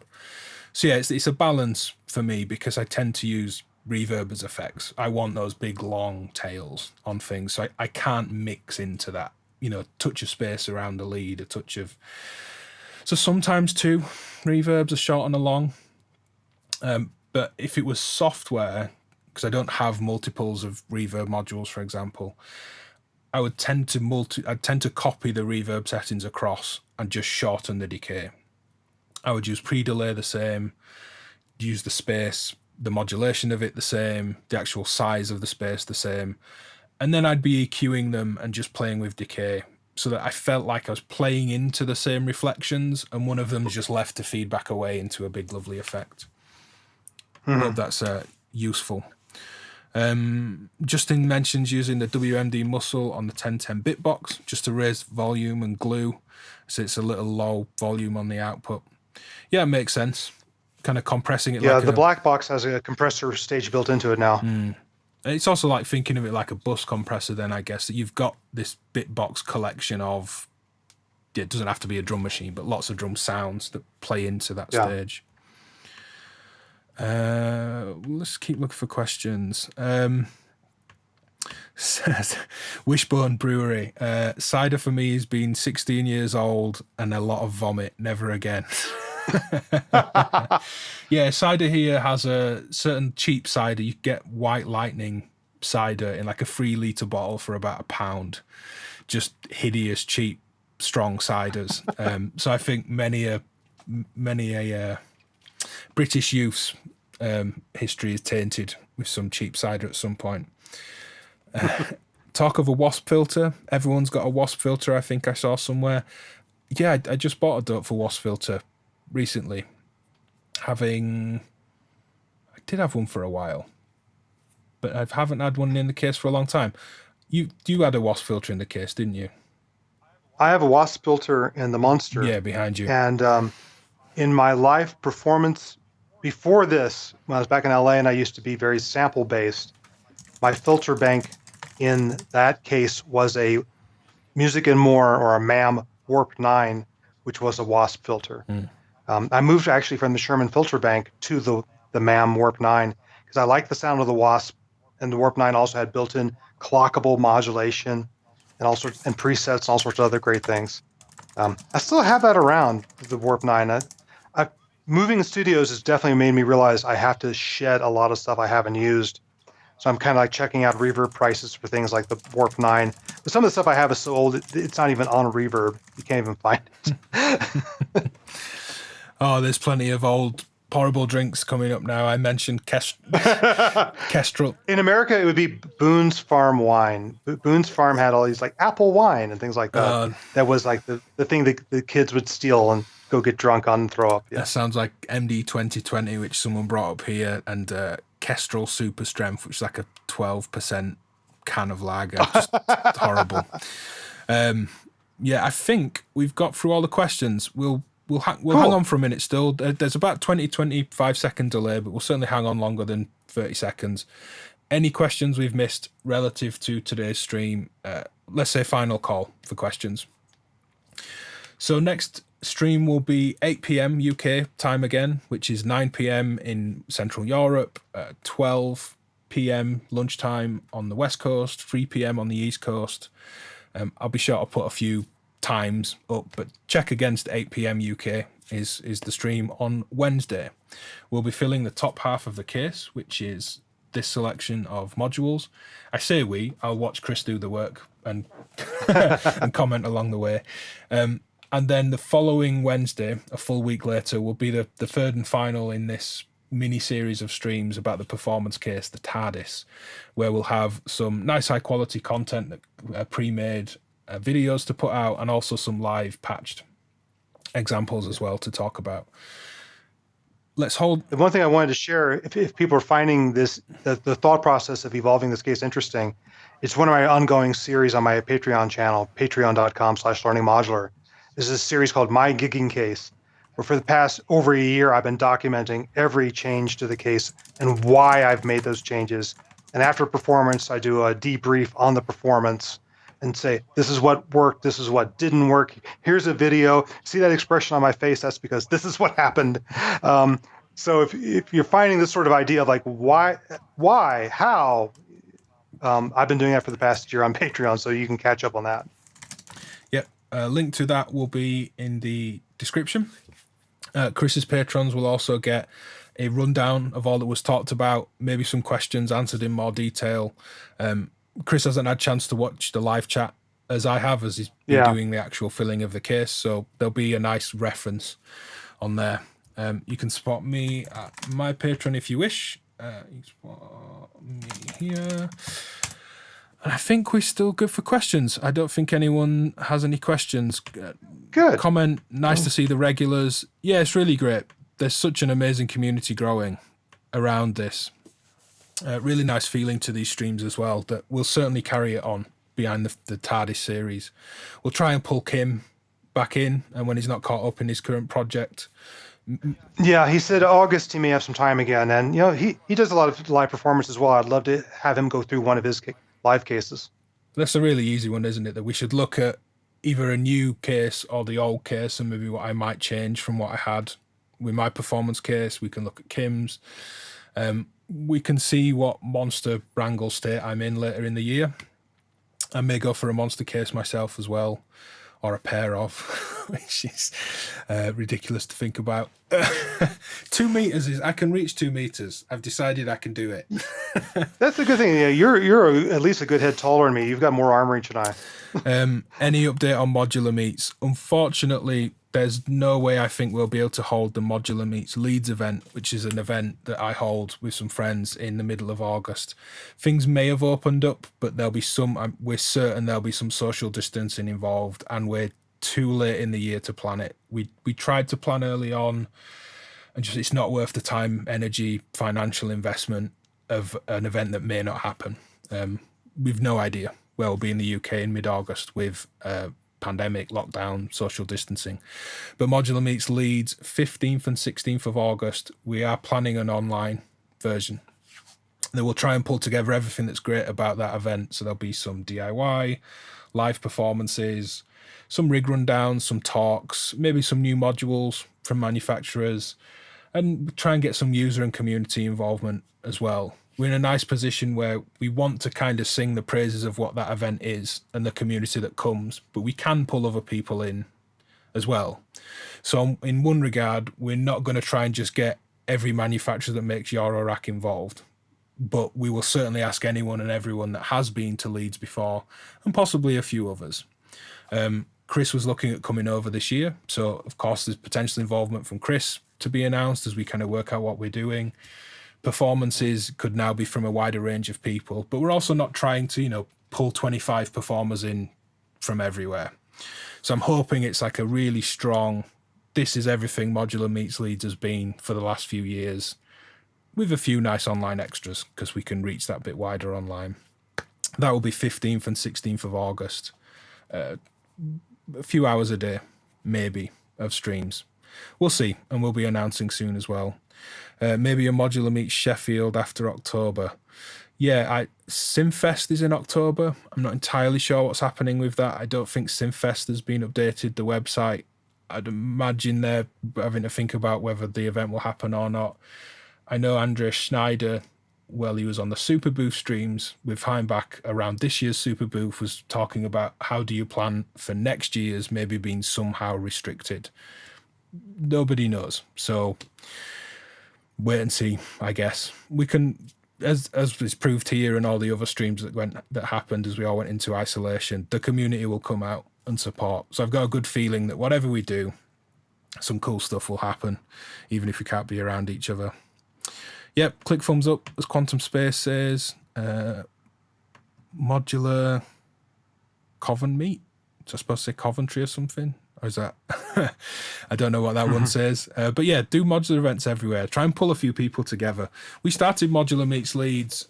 I did one on my own that was very small, only to realise the weekend prior in the exact same event space had an Electron gathering of 15 to 20 people, I think.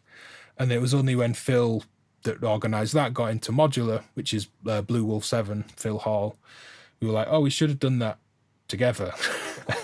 And it's only when that then came together that we realised there's something to be had.